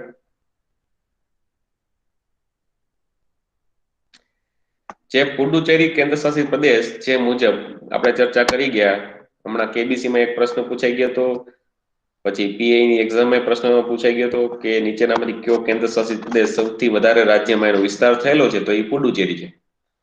કેરળમાં આવેલો છે માહે, હમણાં આપણે ચર્ચા કરી 9 ચોરસ કિલોમીટર. પછી તમિલનાડુમાં કરાઈકલ, આંધ્રપ્રદેશના યનમ, બરાબર, યાદ રાખો. અને મુખ્ય પુડુચેરી છે એ તમિલનાડુમાં આવેલું છે, કરાઈકલ.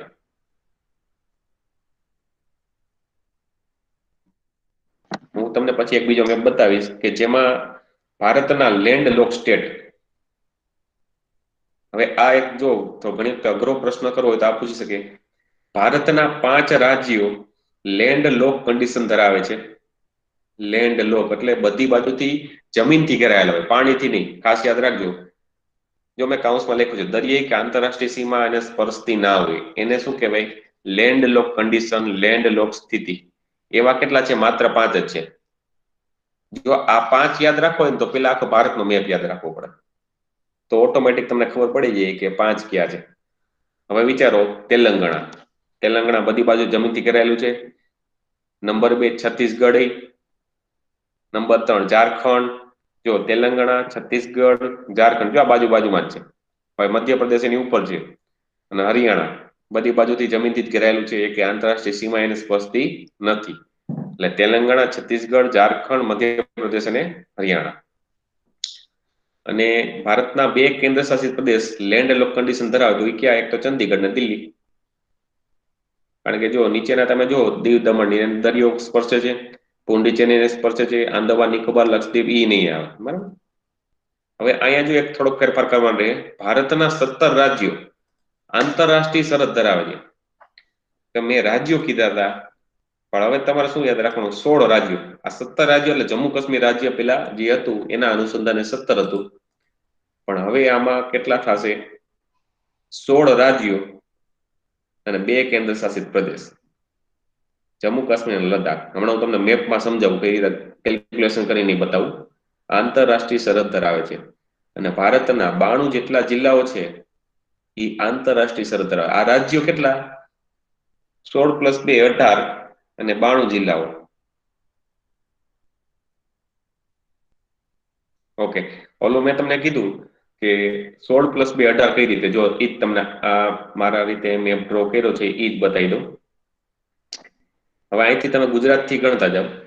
ગુજરાત, અહીંયા રાજસ્થાન, ગુજરાત, રાજસ્થાન, પછી પંજાબ, પછી જમ્મુ કાશ્મીર કેન્દ્ર શાસિત પ્રદેશ, પછી અહીંયા લદ્દાખ. એક કામ કરો, આપણે મેપ જ જોઈ.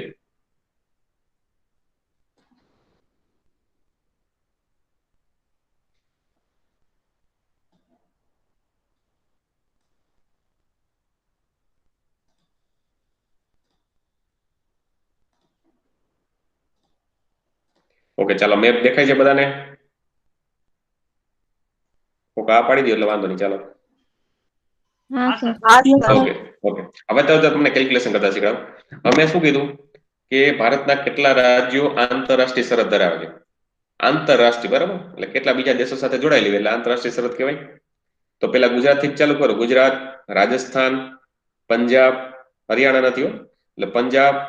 ત્યાર પછી જો હિમાચલ પ્રદેશ આગળ આવશે, એટલે પેલા અહીંયા જો સીધું જોતા જઈએ જમ્મુ કાશ્મીર, પછી આ લદ્દાખ, ત્યાર પછી હિમાચલ પ્રદેશ, નીચે ઉત્તરાખંડ, પછી નેપાળ સાથે જુઓ, નેપાળ સાથે જોડાયેલા એટલે આંતરરાષ્ટ્રીય સરહદ જ કહેવાય, એ ઉત્તર પ્રદેશ આવશે, પછી બિહાર, પછી જો આ ભાગ છે પશ્ચિમ બંગાળનો, વેસ્ટ બેંગોલ, અને ઉપર છે સિક્કિમ. સિક્કિમ બે હારે જોડાયેલ, જો નેપાળ અને ભૂટાન એટલે આંતરરાષ્ટ્રીય સરહદ જ કહેવાશે. ત્યાર પછી નીચે ઉતરો, આ ગ્રીન કલર આસામ આવે છે, એની ઉપર અરુણાચલ પ્રદેશ. અરુણાચલ પ્રદેશ જો ભૂટાન સાથે, ચાઇના સાથે, મ્યાનમાર સાથે, ત્રણેય સાથે જોડાયેલું છે. ત્યાર પછી નીચે નાગાલેન્ડ, મણિપુર, મિઝોરામ, ત્રિપુરા, મેઘાલય. હવે ગણો કેટલા થયા? 16 + 2 એટલે 18 થાય છે. ચાલો સર તમને, સિક્કિમ 3 સાથે જોડાયેલું કહેવાય ને, ચાઇના એ લાગે ને. હા ચાઇના લાગે. સરસ. જો નેપાળ આવે, અહીંયા તિબેટનો ભાગ હવે ચાઇના હડપ કર્યો છે એટલે ઈ અને ભૂટાન. ચાલો તો 5 મિનિટ આપું છું, ગણતરી કરો જી તમારી જાતે.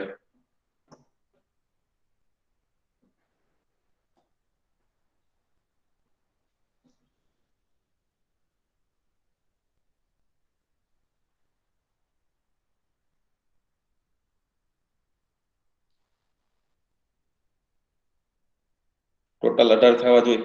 જમ્મુ કાશ્મીર, લદ્દાખ યુટીમાં કન્વર્ટ થઈ ગયા છે એટલા માટે.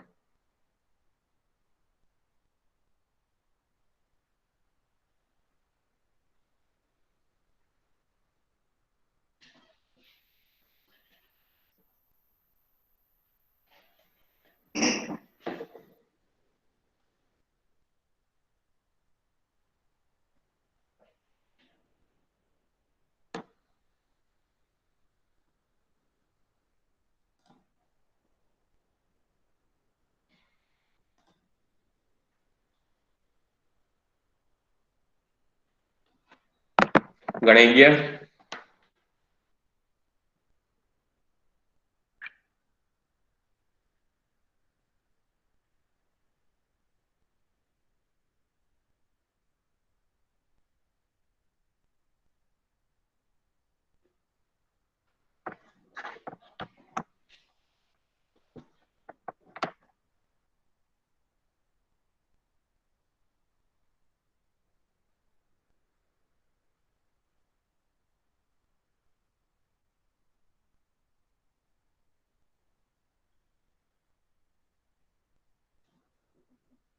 ચાલો કેલ્ક્યુલેટ થઈ ગયા, એટલે બધી વાર ના લાગવી જોઈએ.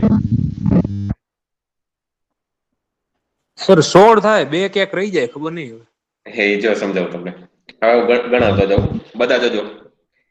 જો ગુજરાત, રાજસ્થાન, પંજાબ આ 3 થયા, બરાબર.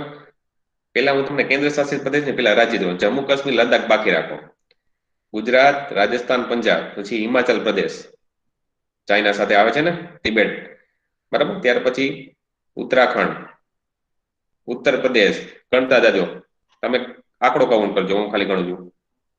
ત્યાર પછી બિહાર, નેપાળ સાથે છે, પશ્ચિમ બંગાળ, સિક્કિમ, આસામ, અરુણાચલ પ્રદેશ, નાગાલેન્ડ, મણિપુર, મિઝોરામ, ત્રિપુરા, મેઘાલય.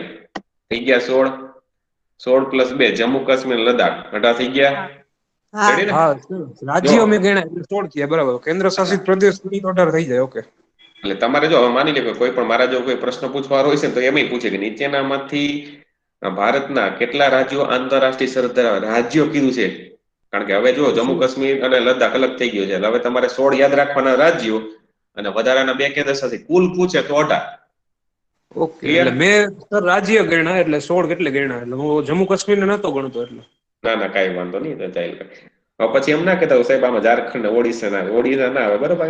અહીં વેસ્ટ બેંગોલ વચ્ચે આવી ગયું છે, દેખાય છે. એટલે જો એક વસ્તુ હજી હું તમને કહેવા માંગુ છું, તમે લોકો જીઓગ્રાફીની પ્રિપેરેશન કરતા ને એટલે ભારતનો અને ગુજરાતનો મેપ તમારા મગજમાં ક્લિયર હોવો જોઈએ, કારણ કે આના રિલેટેડ કોઈ પણ પ્રશ્ન પૂછે. હજી હું તમને જો આજે બીજું કઈ નવી નથી કરાવવાનું, હજી તમને સ્ટેટના જે બાઉન્ડ્રી છે એ જ તમને કરાવવાનો છું, સ્ટેટની જે બાઉન્ડ્રી, બરાબર. ખાસ કરીને મેપ છે મગજમાં. મેં તમને મેપને કેમ યાદ રાખવું એ કીધું હતું. કઈ રીતે? તો પેલા ભારતના 2 સરખા ભાગ કરતું વૃત્ત કયું છે? કર્કવૃત્ત છે. કર્કવૃત્ત થી સીધું નીચે ઉતરવાનું સાઉથ ઇન્ડિયામાં, જેને આપણે દ્વીપકલ્પ ભારત કહીએ છીએ. સાઉથ ઇન્ડિયા, જેને આપણે દ્વીપકલ્પ ભારત.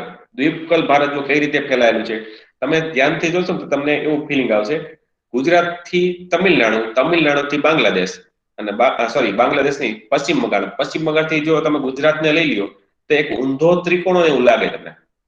એટલે આ દ્વીપકલ્પ ભારત એ ઊંધા ત્રિકોણ આકારે ફેલાયેલું છે. મેં તમને એ કીધું હતું કે દ્વીપકલ્પ ભારત એટલે શું, કે 3 બાજુથી પાણી અને એક બાજુથી જમીનથી ઘેરાયેલું હોય એટલે એને દ્વીપકલ્પ કહેવાય છે. ઉદાહરણ તરીકે તમે જુઓ જી, દક્ષિણ અને પશ્ચિમમાં અરબી સમુદ્ર આવે છે. અહીંયા તમે નીચે જોશો સાવ દક્ષિણમાં તો હિન્દ મહાસાગર આવી જાય, અને પછી દક્ષિણ અને પૂર્વ વચ્ચે બંગાળનો ઉપસાગર આવે છે. એટલે 3 સાગરથી ઘેરાયેલું છે, એટલે 3 બાજુ ભાગ પાણી છે અને એક ભાગ જમીન, એટલે જેને દ્વીપકલ્પ ભારત આપણે કહીએ છીએ.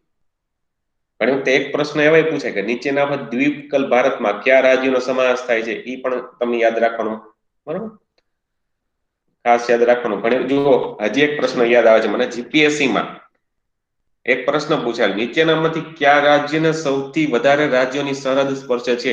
તેમાં 2 ઓપ્શન તમને યાદ છે, હું કહી દઉં તમને, તેલંગાણા અને કર્ણાટક. બાકી બીજા ઓટોમેટિક તમે કેન્સલ કરી શકો છો. તેલંગાણા અને કર્ણાટક હતા. હવે તમે વિચાર કરો, આમાં તેલંગાણાને સૌથી વધારે રાજ્યની સરહદ સ્પર્શે છે કે કર્ણાટકને? ચાલો જી ગણો જી તમારી સાથે, મેપમાં જોઈને કયો જી મને. ચાલો મેપમાં જોઈને કર્ણાટક. કર્ણાટક આવશે, કારણ કે જો હું ગણાવો મધ્યપ્રદેશ કરી એવી હતી. હા, એ જ આપણી ભૂલ છે ને.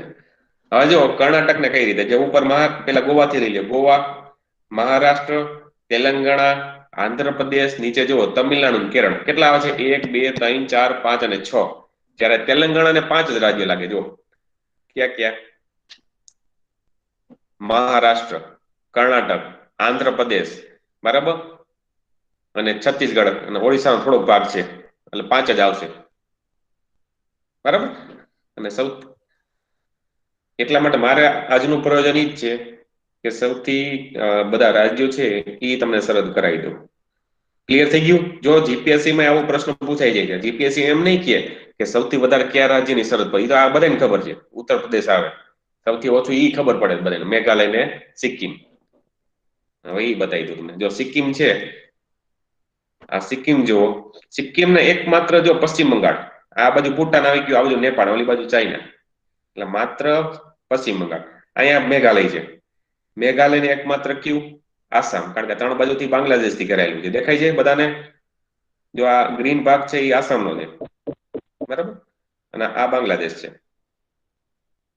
એટલે હવે તમને એમ નહીં કે સૌથી ઓછું કયું સૌથી વધારે, તમને ગમે કોઈ પણ 5 રાજ્ય 4 રાજ્ય આપી દે, તમારે કેલ્ક્યુલેટ કરવાના મગજમાં. પછી મગજમાં કેમ કેલ્ક્યુલેટ થાય? તમે જો મેપને વ્યવસ્થિત સમજાવવું હોય તો, અને મેપ યાદ રાખવો હોય કઈ રીતે એ પણ કહી દઉં. હવે આવો મેપ છે, એવું હોય તો એક ઝેરોક્સ કાઢી લ્યો, અથવા તમારે જે બજારમાં મેપ મળે છે એમાં મેપમાં તમે બધા રાજ્ય પૂરી લ્યો, અને રોજ તમારે એકવાર જોવાનો. ખાસ કરીને ક્યારે જોવાનો? સાવ તમે ફ્રી બેઠા હોય ને ત્યારે 5 થી 10 મિનિટ જોવાનો. અને વધારે બધા રાજ્યો નહીં, પણ 5 રાજ્ય લ્યો રોજ. રોજ 5 રાજ્ય લેવાના કે આ રાજ્યને કયા રાજ્યની સરહદ સ્પર્શેલી છે, બરાબર.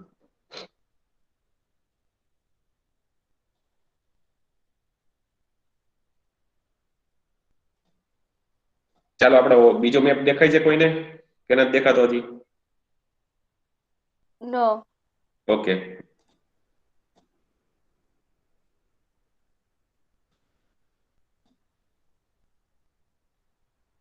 ચાલો બીજો મેપ દેખાય છે? રેડી? હા સર. Okay sir, okay. પેલા આપણે આજે છે ને એ થોડુંક મેપ પૂરું કરી દઈ, એક ફાઇલ છે આપણી.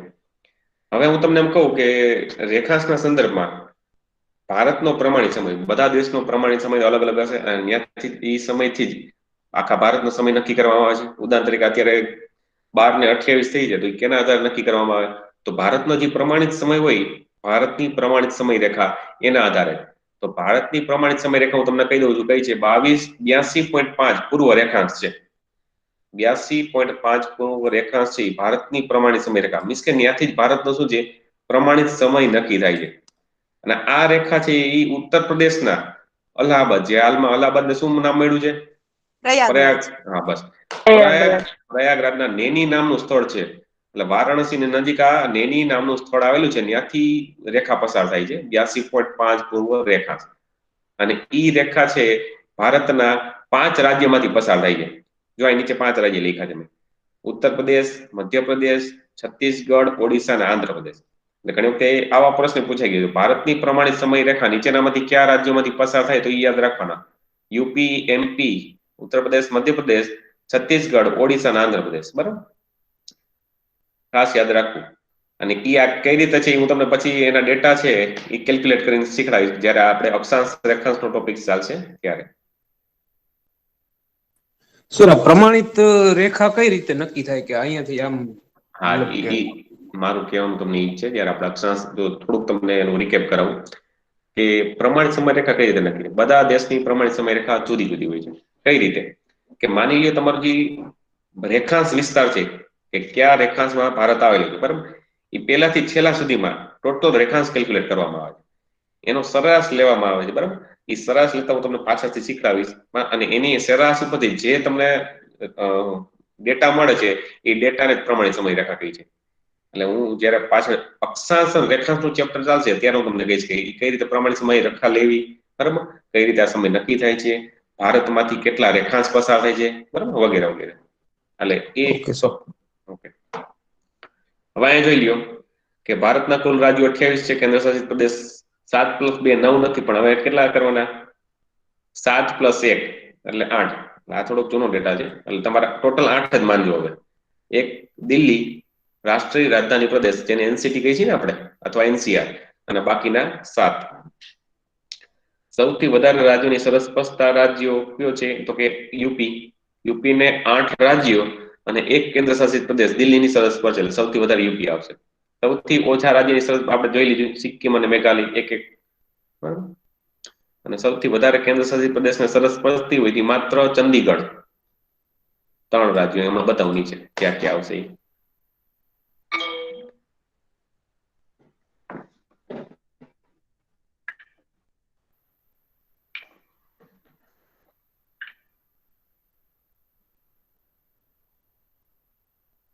હવે જો તમારે ખાલી એટલું જ જોવાનું છે, જે મેં લખેલું છે ને મારું page handwritten by me છે, તમારે ખાલી એક પ્રદેશ યાદ રાખજો. મુખ્યમંત્રી, ગવર્નર યાદ ના રાખતા, કારણ કે એમાં હવે ઘણા ચેન્જ થઈ ગયા છે. હવે જો મેં પહેલા શું લીધું છે, આ કોષ્ટક બનાવ્યા, રાજ્યનું નામ, કેટલા રાજ્યની સરહદ સ્પર્શે છે એ, અને સરહદ સ્પર્શતા રાજ્યો. હવે એમાં જો પેલા યુપી ના 8 રાજ્ય અને 1 કેન્દ્ર શાસિત પ્રદેશ. એટલે આ હું તમને અત્યારે બનાવું છું, તમારા હોમવર્કમાં કરીને લઈ આવવાના છે. બરાબર, હવે ઉત્તરાખંડ જોતા જાઓ મેપમાં, તમારી રીતે મગજમાં મેપ વિચારો, ઉપરથી જુઓ ઉત્તરાખંડ, હિમાચલ પ્રદેશ, હરિયાણા, રાજસ્થાન, મધ્યપ્રદેશ, છત્તીસગઢ, ઝારખંડ, બિહાર અને એક વધારાનું કયું? દિલ્હી. એટલે ટોટલ 9. કેનું? યુપી નું. હવે તમે એક કામ કરો, મેં તમને યુપી નું કીધું, હવે યુપી નો આ મેપ બતાવી દઉં.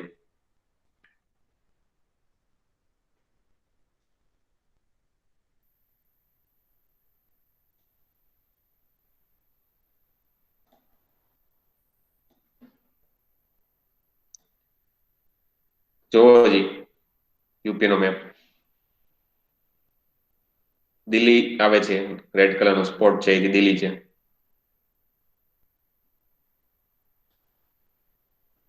અહીંથી લેતા જાઓ ઉત્તરાખંડ, હિમાચલ પ્રદેશ, હરિયાણા, રાજસ્થાન, મધ્યપ્રદેશ, છત્તીસગઢ, ઝારખંડ, બિહાર અને પ્લસ ક્યુ? ઓકે, દિલ્હી. બરાબર, તો આ કેના માટેનું થયું? માત્ર ઉત્તર પ્રદેશ. એટલે હવે તમારે ભવિષ્યમાં આવો ડેટા યાદ રાખવાનો રહે. ઉદાહરણ તરીકે જીપીએસસી નો મેં તમને ઓલો પ્રશ્ન કીધો ઈ, પણ આ તો સાવ બેઝિક કહેવાય, ક્લાસ 3 પૂરતા મર્યાદિત પ્રશ્નો કહેવાય.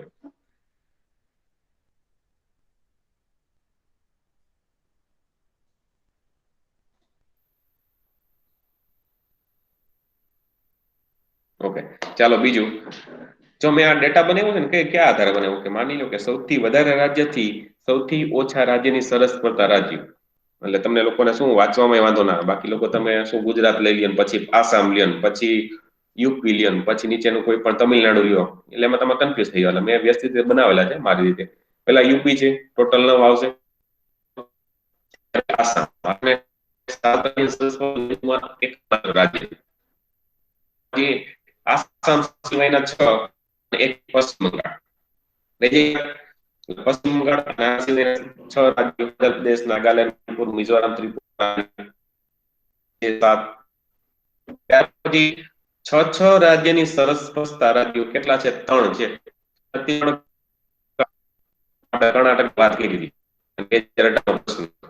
Ready? સર આ રીતે તમારો હા તમારો વોઇસ ક્લિયર નથી આવતો. એટલે ઓકે હાલો આવે છે સર હજી થાય છે કટ સર થયો. વચ્ચે વચ્ચે. એક જ મિનિટ હો. હવે જોવો જી આવે છે ક્લિયર? હા યસ ઓકે સર. ચાલો. હવે જો 6 રાજ્યોની સરસ સ્પષ્ટતા રાજ્યો માત્ર કેટલા? 3 છે. છત્તીસગઢ, કર્ણાટક, મહારાષ્ટ્ર. બરાબર. એટલે જો તમે કદાચ આ હું કરાવું છું ને એ આ વ્યવસ્થિત કર્યું ને પછી એક્ઝામમાં આવો કોઈ પણ કર્ણાટક, તેલંગાણાનો પ્રશ્ન પૂછાય ભલે એના સિવાયનો કોઈ પણ રાજ્ય નાખી દે તમને સીધું સ્ટ્રાઇક થઈ જવું જોઈએ. બરાબર. તમારે ખાલી જોવો ને સીધું શું રાજ્ય જોઈએ ને તો ઓટોમેટિક યાદ આવી જાય. છત્તીસગઢ ને 6 રાજ્ય જો ક્યાં ક્યાં? યુપી, એમપી, તેલંગાણા, ઓડિશા, ઝારખંડ અને મહારાષ્ટ્ર. બરાબર.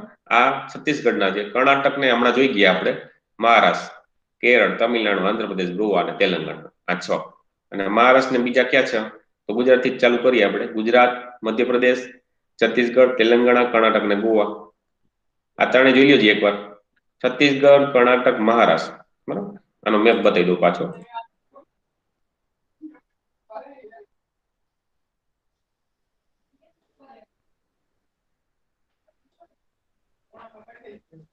ચાલો જોઈ લ્યો. જો મહારાષ્ટ્ર જોઈ લ્યો પેલા.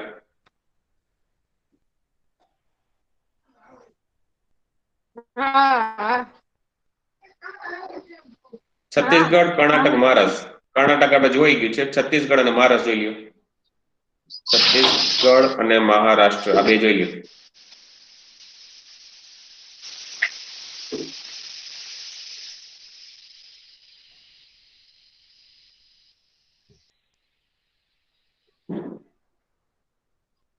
રેડી?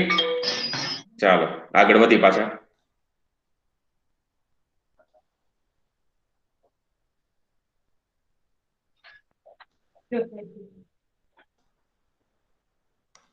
ચાલો ત્યાર પછી 5 રાજ્યની શરત ધરાવતા.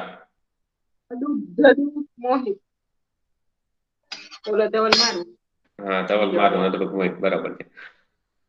ચાલો તેલંગાણા, ઓડિશા, પશ્ચિમ બંગાળ, ઝારખંડ, મધ્યપ્રદેશ, રાજસ્થાન અને હરિયાણા અને હિમાચલ પ્રદેશ.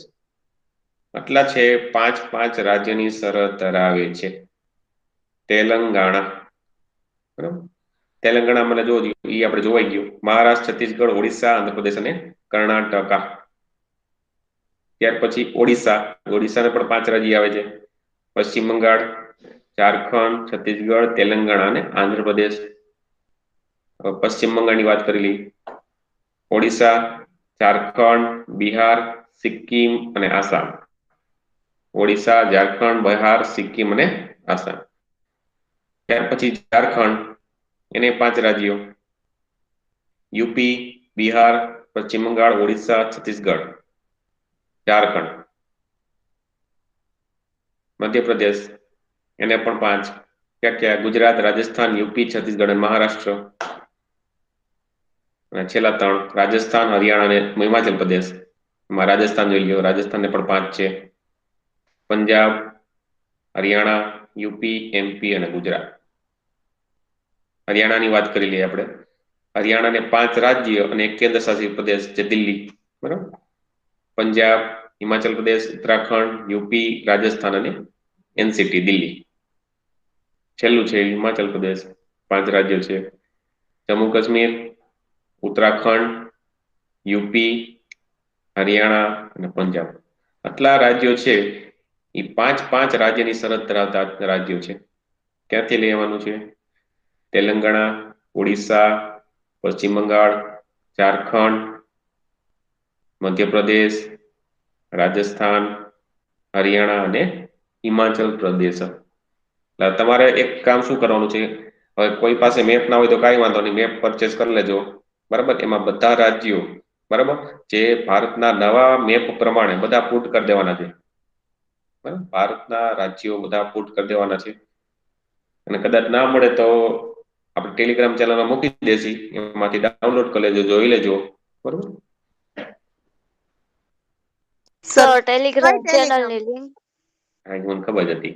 કાંઈ વાંધો નહીં, હું હમણાં કહું છું તમને, છેલ્લે તમને કહું. બરોબર, પેલા આપણે થોડુંક આ ટોપિક છે ને આ પૂરું કરી દઈએ આપણે. આપણે પૂરું કરીને ત્યારે હું તમને હમણાં 5 મિનિટ પછી કહું તમને, બરાબર, કઈ ચેનલમાં આ બધી PDF અવેલેબલ છે, એમાંથી તમે ડાઉનલોડ કરીને વાંચી શકો છો. હવે ચાર રાજ્યની સરહદ માત્ર 2 જ છે, પંજાબ અને આંધ્રપ્રદેશ. પંજાબ અને આંધ્રપ્રદેશ. પંજાબનું જો કોને કોને? જમ્મુ કાશ્મીર કેન્દ્ર શાસિત પ્રદેશ, હિમાચલ પ્રદેશ, હરિયાણા, રાજસ્થાન. રાજ્ય પૂછે 3 અને 1. હવે પૂછે કેન્દ્ર શાસિત પ્રદેશ, તો જમ્મુ કાશ્મીર યાદ રાખવાનું. આંધ્રપ્રદેશ ને 4. ક્યાં?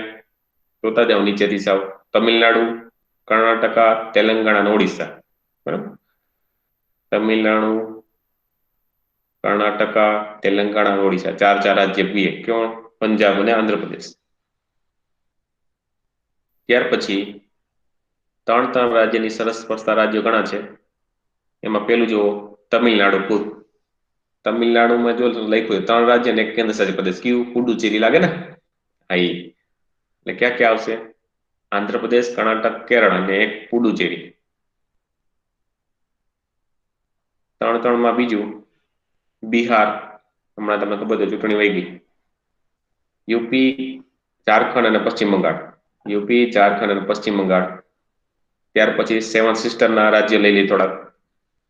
નાગાલેન્ડ ને પણ 3 રાજ્યો. ક્યાં ઉપરથી જો Arunachal Pradesh, left hand side Assam આવશે અને નીચે મણિપુર. મણિપુરને પણ 3 રાજ્યો. ક્યાં? ડાબી બાજુ મણિપુરની આસામ આવશે, ઉપર આવશે નાગાલેન્ડ, નીચે આવશે મિઝોરામ. મિઝોરામને જોઈ લો, એને પણ 3. ઉપર મિઝોરામની Manipur, left hand side Assam અને એક્ઝેક્ટ સાવેની નીચે ત્રિપુરા. મીન્સ કે લેફ્ટ હેન્ડ સાઈડ મિઝોરામને. ત્યાર પછી ઉત્તરાખંડ અને ગુજરાત. ગુજરાતને પણ 3 રાજ્ય. પેલા ગુજરાતની ચર્ચા કરી લઈ.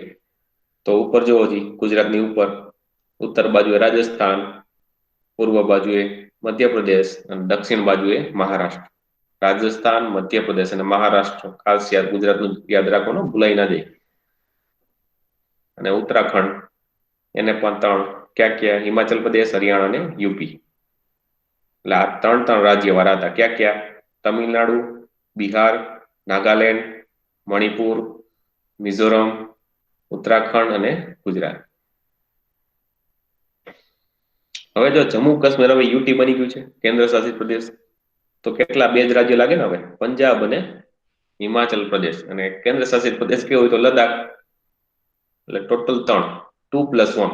બરાબર, 2+1 તમારે યાદ રાખવું. પંજાબ, હિમાચલ પ્રદેશ અને પ્લસ કરીને યુટી, લદ્દાખ. હવે 2 વાળા જેને 2 રાજ્યની સરસ સ્પષ્ટી હોય, ગોવાથી ચાલુ કરી. ગોવાને 2 રાજ્ય. ક્યાં? ઉપરની બાજુએ, ઉત્તર બાજુએ મહારાષ્ટ્ર અને દક્ષિણ પશ્ચિમ બાજુ, દક્ષિણ પૂર્વ બાજુ કર્ણાટકા. ત્યાર પછી કેરળને પણ 2. ઉત્તર બાજુ કર્ણાટકા છે અને ઉત્તર પૂર્વ બાજુએ તમિલનાડુ કેરળની. ત્યાર પછી અરુણાચલ પ્રદેશને પણ 2 રાજ્ય, આસામ અને નાગાલેન્ડ. આસામ અને નાગાલેન્ડ. ત્રિપુરાને પણ 2 રાજ્યો, આસામ અને મિઝોરામ. હવે એક વાર 2 જ છે, તમને ખ્યાલ છે, આપણે ભણી ગયા છીએ. સિક્કિમ અને મેઘાલય. સિક્કિમને કોની? પશ્ચિમ બંગાળની. અને મેઘાલયને કોની? ઓકે, આસામની. મેઘાલયને આસામની અને સિક્કિમને પશ્ચિમ બંગાળની. કેન્દ્ર શાસિત પ્રદેશની થોડીક વાત કરી લઈ કે દિલ્હી છે. દિલ્હીને 2 રાજ્યની સરસ પર છે, જે હરિયાણા અને યુપી. ચંદીગઢને 3 રાજ્ય આપણે વાત કરી દીધી હમણાં, પંજાબ, હરિયાણા અને હિમાચલ પ્રદેશ. હવે તમારે આ બધી સંયુક્તમાં યાદ રાખવાનું, દમણ દીવ, દાદરા નગર હવેલી. દમણ દીવને 1 ગુજરાત, દાદરા નગર હવેલી 2 ગુજરાત અને મહારાષ્ટ્ર. પુડુચેરીને 1 જ માત્ર તમિલનાડુ. લક્ષદ્વીપને સ્પર્શ છે નહીં, કારણ કે શું છે, સમુદ્રમાં છે, અરબી સમુદ્રમાં છે. લક્ષદ્વીપ અરબી સમુદ્રમાં છે અને આંદામાન નિકોબાર બંગાળના ઉપસાગરમાં સ્થિત છે. ત્યારે લદ્દાખ આવશે. લદ્દાખને જમ્મુ કાશ્મીર અને હિમાચલ પ્રદેશ, આ 2ની સરસ સ્પર્શ છે. છેલ્લે એક પોઈન્ટ છે ભારત 7 પાડોશી દેશ સાથે સરહદ ધરાવે છે. વાયવ્ય દિશાથી શરૂ કરો અને નૈઋત્ય સુધી. જોવો જી, વાયવ્યથી શરૂ કરીએ આપણે, પાકિસ્તાન આવશે, પાકિસ્તાન પછી ઉત્તરમાં જાવ એટલે અફઘાનિસ્તાન, પછી ઉત્તરથી પૂર્વ બાજુ ચીન, નેપાળ અને ભૂટાન, અને મ્યાનમાર અને બાંગ્લાદેશ. અને દરિયાઈ સરહદ હોય તો ક્યાં શ્રીલંકા અને માલદીવ. બરાબર. તો હવે તમારે શું કામ કરવાનું છે? તમારે લોકોને એક હોમવર્ક આવે છે, અને હોમવર્ક એ છે કે ભારતના જેટલા રાજ્યો, કેટલા 28 રાજ્યો અને 8 કેન્દ્ર શાસિત પ્રદેશ, ને કેટલા પ્રદેશની અથવા રાજ્યોની સીમા સ્પર્શે છે, એ તમારે ટેબલ તૈયાર કરવાનું છે. બરાબર. આમાં પછી હું કઈ 1 by 1 કોઈ ચેક નહીં કરી શકું, એટલે તમારે તમારી જાતે બરાબર હોમવર્ક કરવાનું રહેશે. કયું? ભારતના રાજ્યો, કેટલા રાજ્યો સાથે સરહદ સ્પર્શે છે, અને એમાં કયા રાજ્યોનો સમાવેશ થાય છે. એટલે આ તમારું શું છે? હોમવર્ક છે. બરાબર. અને આમાંથી 100% તમને ફાયદો થશે જ, કારણ કે ક્લાસ 1-2 માં જો પ્રશ્ન પૂછાતો હોય અને ક્લાસ 3 માં પ્રશ્ન પૂછાય છે, મેં તમને કહી દીધું કઈ રીતે પ્રશ્ન પૂછાય છે. બરાબર. ખાસ કરીને ગુજરાત યાદ રાખવું, પછી સૌથી વધારે કોની? યુપીની, સૌથી ઓછી કોની? સિક્કિમ અને મેઘાલયની. ખાસ યાદ રાખવું. બરાબર. આટલા તો ખાસ યાદ રહેવા જ જોઈએ. અને જીપીએસસી ને પોઈન્ટ ઓફ વ્યૂ તમારી તૈયારી કરતા હોય તો ટોટલ યાદ રાખવાનું, એમાં પછી કઈ બાકી રહીએ નહીં. 28 જ છે, 28 યાદ રહે છે આરામથી, એમાં કઈ ખોટું થશે નહીં. આટલું યાદ રહી ગયું બધાને? સર, યુપીએસસી માં એક ક્વેશ્ચન પૂછાણો તો એમાં ક્વેશ્ચન કેવો હતો કે જે આપડી અલ્હાબાદ માંથી પસાર થાય છે ને, એમ કે આખા ભારતના બધા નામ આપ્યા હતા મેટ્રોપોલિટન સિટીના, કે આની નિયરેસ્ટ નું કયું છે? એમાં આન્સર બેંગ્લોર આવતો હતો. શું પ્રશ્ન એક્ઝેક્ટ શું છે તમારો? સર, જીપીએસસી ના, ખાલી જાણ માટે કહું છું કે જીપીએસસી ની અંદર એક ક્વેશ્ચન પૂછાણો હતો કે આપણે જે અલ્હાબાદ માંથી સીમા પસાર થાય છે, એની આજુબાજુમાં, એમ કે એની સૌથી નજીકમાં કયું આમાંથી સિટી આવેલું છે, એવો ક્વેશ્ચન આવતો હતો. એટલે ક્વેશ્ચન તમે જે કહો છો ને એ કદાચ રેખાંશ ઉપર છે, પૂર્વ રેખાંશ ઉપર. માની લો કે જે મેં તમને હમણાં વાત કરી હતી કે ઉત્તર પ્રદેશમાંથી જે ભારતની પ્રમાણિત સમય રેખા પસાર થાય છે, બરાબર? હા, ઇન્ડિયન સ્ટાન્ડર્ડ ટાઈમ ની નિયરેસ્ટ સિટી કઈ છે? બરાબર છે. ઓકે, સમજાઈ ગયું. ઉભા રહેજો, હું તમને એકાદું એવું મારી પાસે હોય ને તો બતાવું. ચાલો જ રાખજો. સર, 2017 માં પૂછાણો તો લગભગ એ પ્રશ્ન યુપીએસસી માં. ઓકે, હા, તમારી વાત સાચી છે. તો પણ એકવાર જોઈ લઉં છું મારી પાસે, જો પીડીએફ કે હોય તો તમને. સર, નિયરેસ્ટ સિટી તો વારાણસી નો થાય? નિયરેસ્ટ સિટી વારાણસી છે. વારાણસી ઈ એક મિનિટ જોઉં બારી. ઓપ્શન માંથી હતું, ઓપ્શન ની અંદર થી ચૂઝ કરવાનું હતું. મારી પાસે એક ફાઇલ છે, તમને જરીક બતાવી દઉં છું. હવે જો આ દેખાય છે તમને ભારતનો મેપ? દેખાણું? હા સર. હવે જો આજે આમાં લખ્યું છે કે આજે ઇમેજનરી લાઈન બતાવી ને 82.5 પૂર્વ રેખાંશ ઈસ્ટ, બરાબર? હવે ઈ એક્ઝેક્ટ જો ઉત્તર પ્રદેશમાંથી પસાર થાય ને, મેં તમને 5 રાજ્ય ગણાય, 5 રાજ્યમાંથી પસાર થશે. એટલે ઈ લોકોનો પ્રશ્ન પૂછવાનો એમ શું હોય કે માની લ્યો કે આ ઇન્ડિયન સ્ટાન્ડર્ડ ટાઈમ લાઈન છે, બરાબર? એની નજીકમાં નીચેનામાંથી કયું શહેર છે? એટલે તમને શું કીધું? નીચેનામાંથી કયું શહેર છે? તમારે ઓપ્શન જોવાનો. પછી તમે એમ નહીં જોવાનું કે વારાણસી છે, આ છે, ઓલું છે. હા, ઓપ્શનમાં વારાણસી આપ્યું છે તો એ કરવું પડે, બરાબર? એટલે તમારે ખાસ કરીને ઓપ્શન જોવાના. એના માટે મેં તમને શું કીધું? પહેલા તમે મેપ યાદ રાખો, અને મેપના અનુસંધાને તમે પહેલા બધા રાજ્યો કઈ કન્ડિશનમાં છે, કઈ બાજુ આવેલા છે, પૂર્વ, ઉત્તર, દક્ષિણ કઈ બાજુ આવેલા છે, એ પહેલા તમે ધ્યાન રાખો. એ યાદ રહી જાય પછી તમારે ભારતની પ્રમાણિત સમય રેખા, જો મેં તમને નાનો એવો મેપ બતાવ્યો છે, બરાબર? આ મેપ છે, જો અહીંયા ઉત્તર પ્રદેશ આવેલું છે, ઉત્તર પ્રદેશનું નેની નામનું સ્થળ વારાણસી નજીક, બરાબર? ત્યાંથી પસાર થશે, પછી ધીમે ધીમે અહીંયા આંધ્રપ્રદેશ સુધી આગળ વધશે. એટલે ઈ તમે પેલા બેઝિક જે મેથોડોલોજી છે ને એ ફોલો કરો પેલા, બરાબર? આ પછી તમે વધારે પ્રેક્ટિસ કરો, it's good opportunity for you, બરાબર? આ વસ્તુ તમે જોતા જાઓ. રેડી? ઉપર હજી એક મેપ તમને બતાવું છું. ઓલો મેં તમને લેન્ડ લોક કન્ડિશન કીધું હતું, ખ્યાલ હોય તો યાદ આવે છે? Yes sir, yes sir. હા, લેન્ડ લોક. કોઈને યાદ? જો લેન્ડ લોક મેં કન્ડિશન કીધું હતું, યાદ કેટલાને છે આમાં? Yes sir. કેટલાને યાદ છે એમ કયો મને. યાદ છે. આ જો મેં જો ટાઇટલમાં આપ્યું છે how many land lock state do not have any international boundary. દેખાય છે બધાને મેપ? Yes sir. જો આમાં હા ગ્રીન કલર કરેલો છે એ શું છે? લેન્ડ લોક પોઝિશન ધરાવતા રાજ્ય. હવે જો ઉપર કરું છું. હરિયાણા છે, ચારે બાજુથી જમીનથી ઘેરાયેલું છે. અહીંયા રાજસ્થાન, પંજાબ, હિમાચલ પ્રદેશ, ઉત્તરાખંડ અને અહીંયા યુપી. ત્યાર પછી જો નીચે મધ્યપ્રદેશ. મધ્યપ્રદેશ પણ એવી રીતે ગુજરાત, રાજસ્થાન, યુપી, છત્તીસગઢ, મહારાષ્ટ્રથી ઘેરાયેલું છે. નીચે જો તેલંગાણા. તેલંગાણા પણ એવી રીતે મહારાષ્ટ્ર, કર્ણાટક, આંધ્રપ્રદેશ, ઓડિશા અને છત્તીસગઢથી ઘેરાયેલું છે. નીચે પછી જો છત્તીસગઢ પણ એવી રીતે મહારાષ્ટ્ર, તેલંગાણા, ઓડિશા, ઝારખંડ, યુપી બરાબર આનાથી ઘેરાયેલું છે અને ઝારખંડ, બિહાર, યુપી, છત્તીસગઢ, ઓડિશા અને પશ્ચિમ બંગાળ. એટલે ખાસ યાદ રાખજો. માની લો કે જો હમણાં ઘણી વખતે KBC માં એવા પ્રશ્ન પૂછાય જીકે ના, અને જો યુપીએસસી, જીપીએસસી, ક્લાસ 3 કોઈ પણમાં પૂછાઈ શકે, પણ આવો પ્રશ્ન છે ને ક્લાસ 1 2 ને રિલેટેડ છે. એટલે કદાચ યુપીએસસી માં પૂછાય અને જીપીએસસી માં પૂછાય તો કઈ નવાય નહીં. સર આ પ્રશ્ન જીપીએસસી સર હા બોલો. જીપીએસસી માં લેન્ડલોક કન્ટ્રીઝ નો ક્વેશ્ચન પૂછાઈ શકે? હા પૂછાઈ શકે. એ હું તમને પછી કરાવીશ જ્યારે વિશ્વના સંદર્ભમાં લેશે ને ત્યારે. અત્યારે પેલા ભારતનું યાદ રાખો. તમે ધીમે ધીમે કરો, થોડું કરો અને સારું કરો બરાબર. એટલું કરી એનું રિવિઝન વારંવાર કરો. આટલી વસ્તુ કરશો એટલે તમને ઓટોમેટિક વસ્તુ યાદ રહેશે.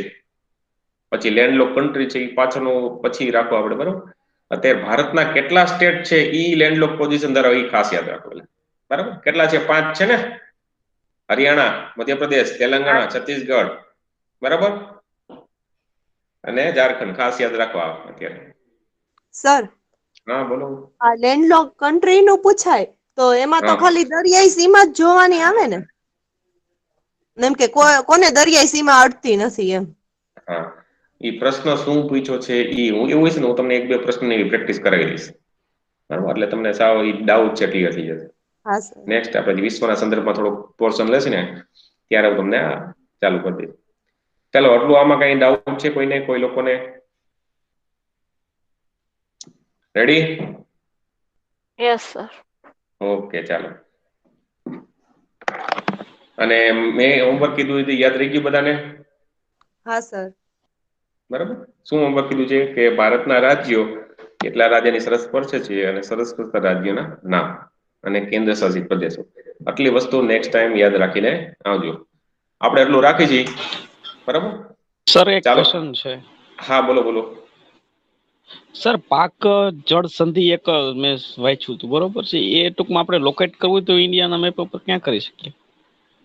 પાક જળ સંધિ એટલે ઈ પાક જળ સંધિ છે એટલે પાકિસ્તાન સાથેની વાત કરો છો તમે બરોબર. એટલે જે સિંધુ જળ સંધિની વાત કરો છો કે? ના ના, પાક જળ સંધિ સમુદ્ર દુનિયા આવે ને છે. ઓકે સમુદ્ર દુનિયા પાક જળ સંધિ. સરસ. કાંઈ વાંધો નહીં. હું જોઈ લઉં છું અને નેક્સ્ટ ટાઈમ તમને આની વિશે ચર્ચા કરશે આપણે. Ready? Okay thank you sir. Okay ચાલો બાય. ચાલો કોઈ સર પ્રશ્ન છે? હા સર તમારું ટેલિગ્રામ ચેનલ નું કહેવાના હતા. હા હા લખી લ્યો. ચાલો ચાલો લખી લ્યો બધા.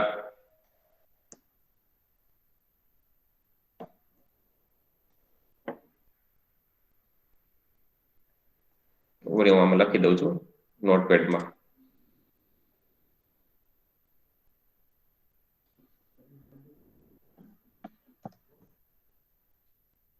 એટલે એમાંથી તમે જો ફાઇલ મૂકો ને એ તમે ડાઉનલોડ કરી લેજો.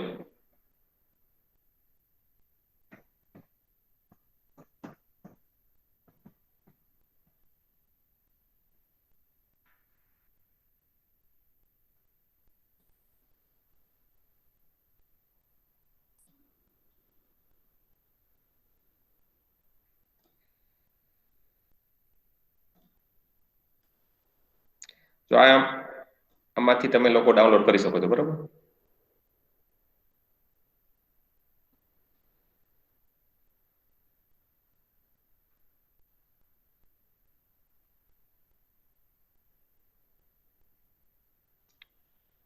ચાલો રેડી? સર બોલી જાવ ને એકવાર. ઓલું રેકોર્ડિંગ નું આડું આવે છે ને એટલે. કાંઈ વાંધો નહીં. ચાલો MOHIT SIR INNI TIITI બરાબર. આટલું તમે લખશો ને ઓટોમેટિક એમાં લોકેટ કરી દેશે. એટલે એમાં જે ઘણી બધી ફાઇલો છે એમાંથી જીઓગ્રાફીની ફાઇલ છે એ તમે ડાઉનલોડ કરી અને બરાબર રીડ કરવાનું શરૂ કરી દેજો. અને જે આપણે જે સેશન મૂકી છે એ પણ તમને મળી જશે. સર એક વખત રિપીટ કરો ને પ્લીઝ. એક જ minute. Mohit sir initiative. Screen zoom થશે, ઝૂમ કરીને બતાય છે. રેડી?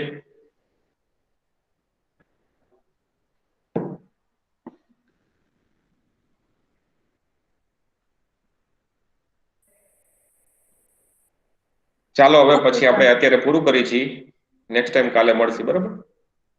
હા સર. ચાલો બાય બધાને. ઓકે.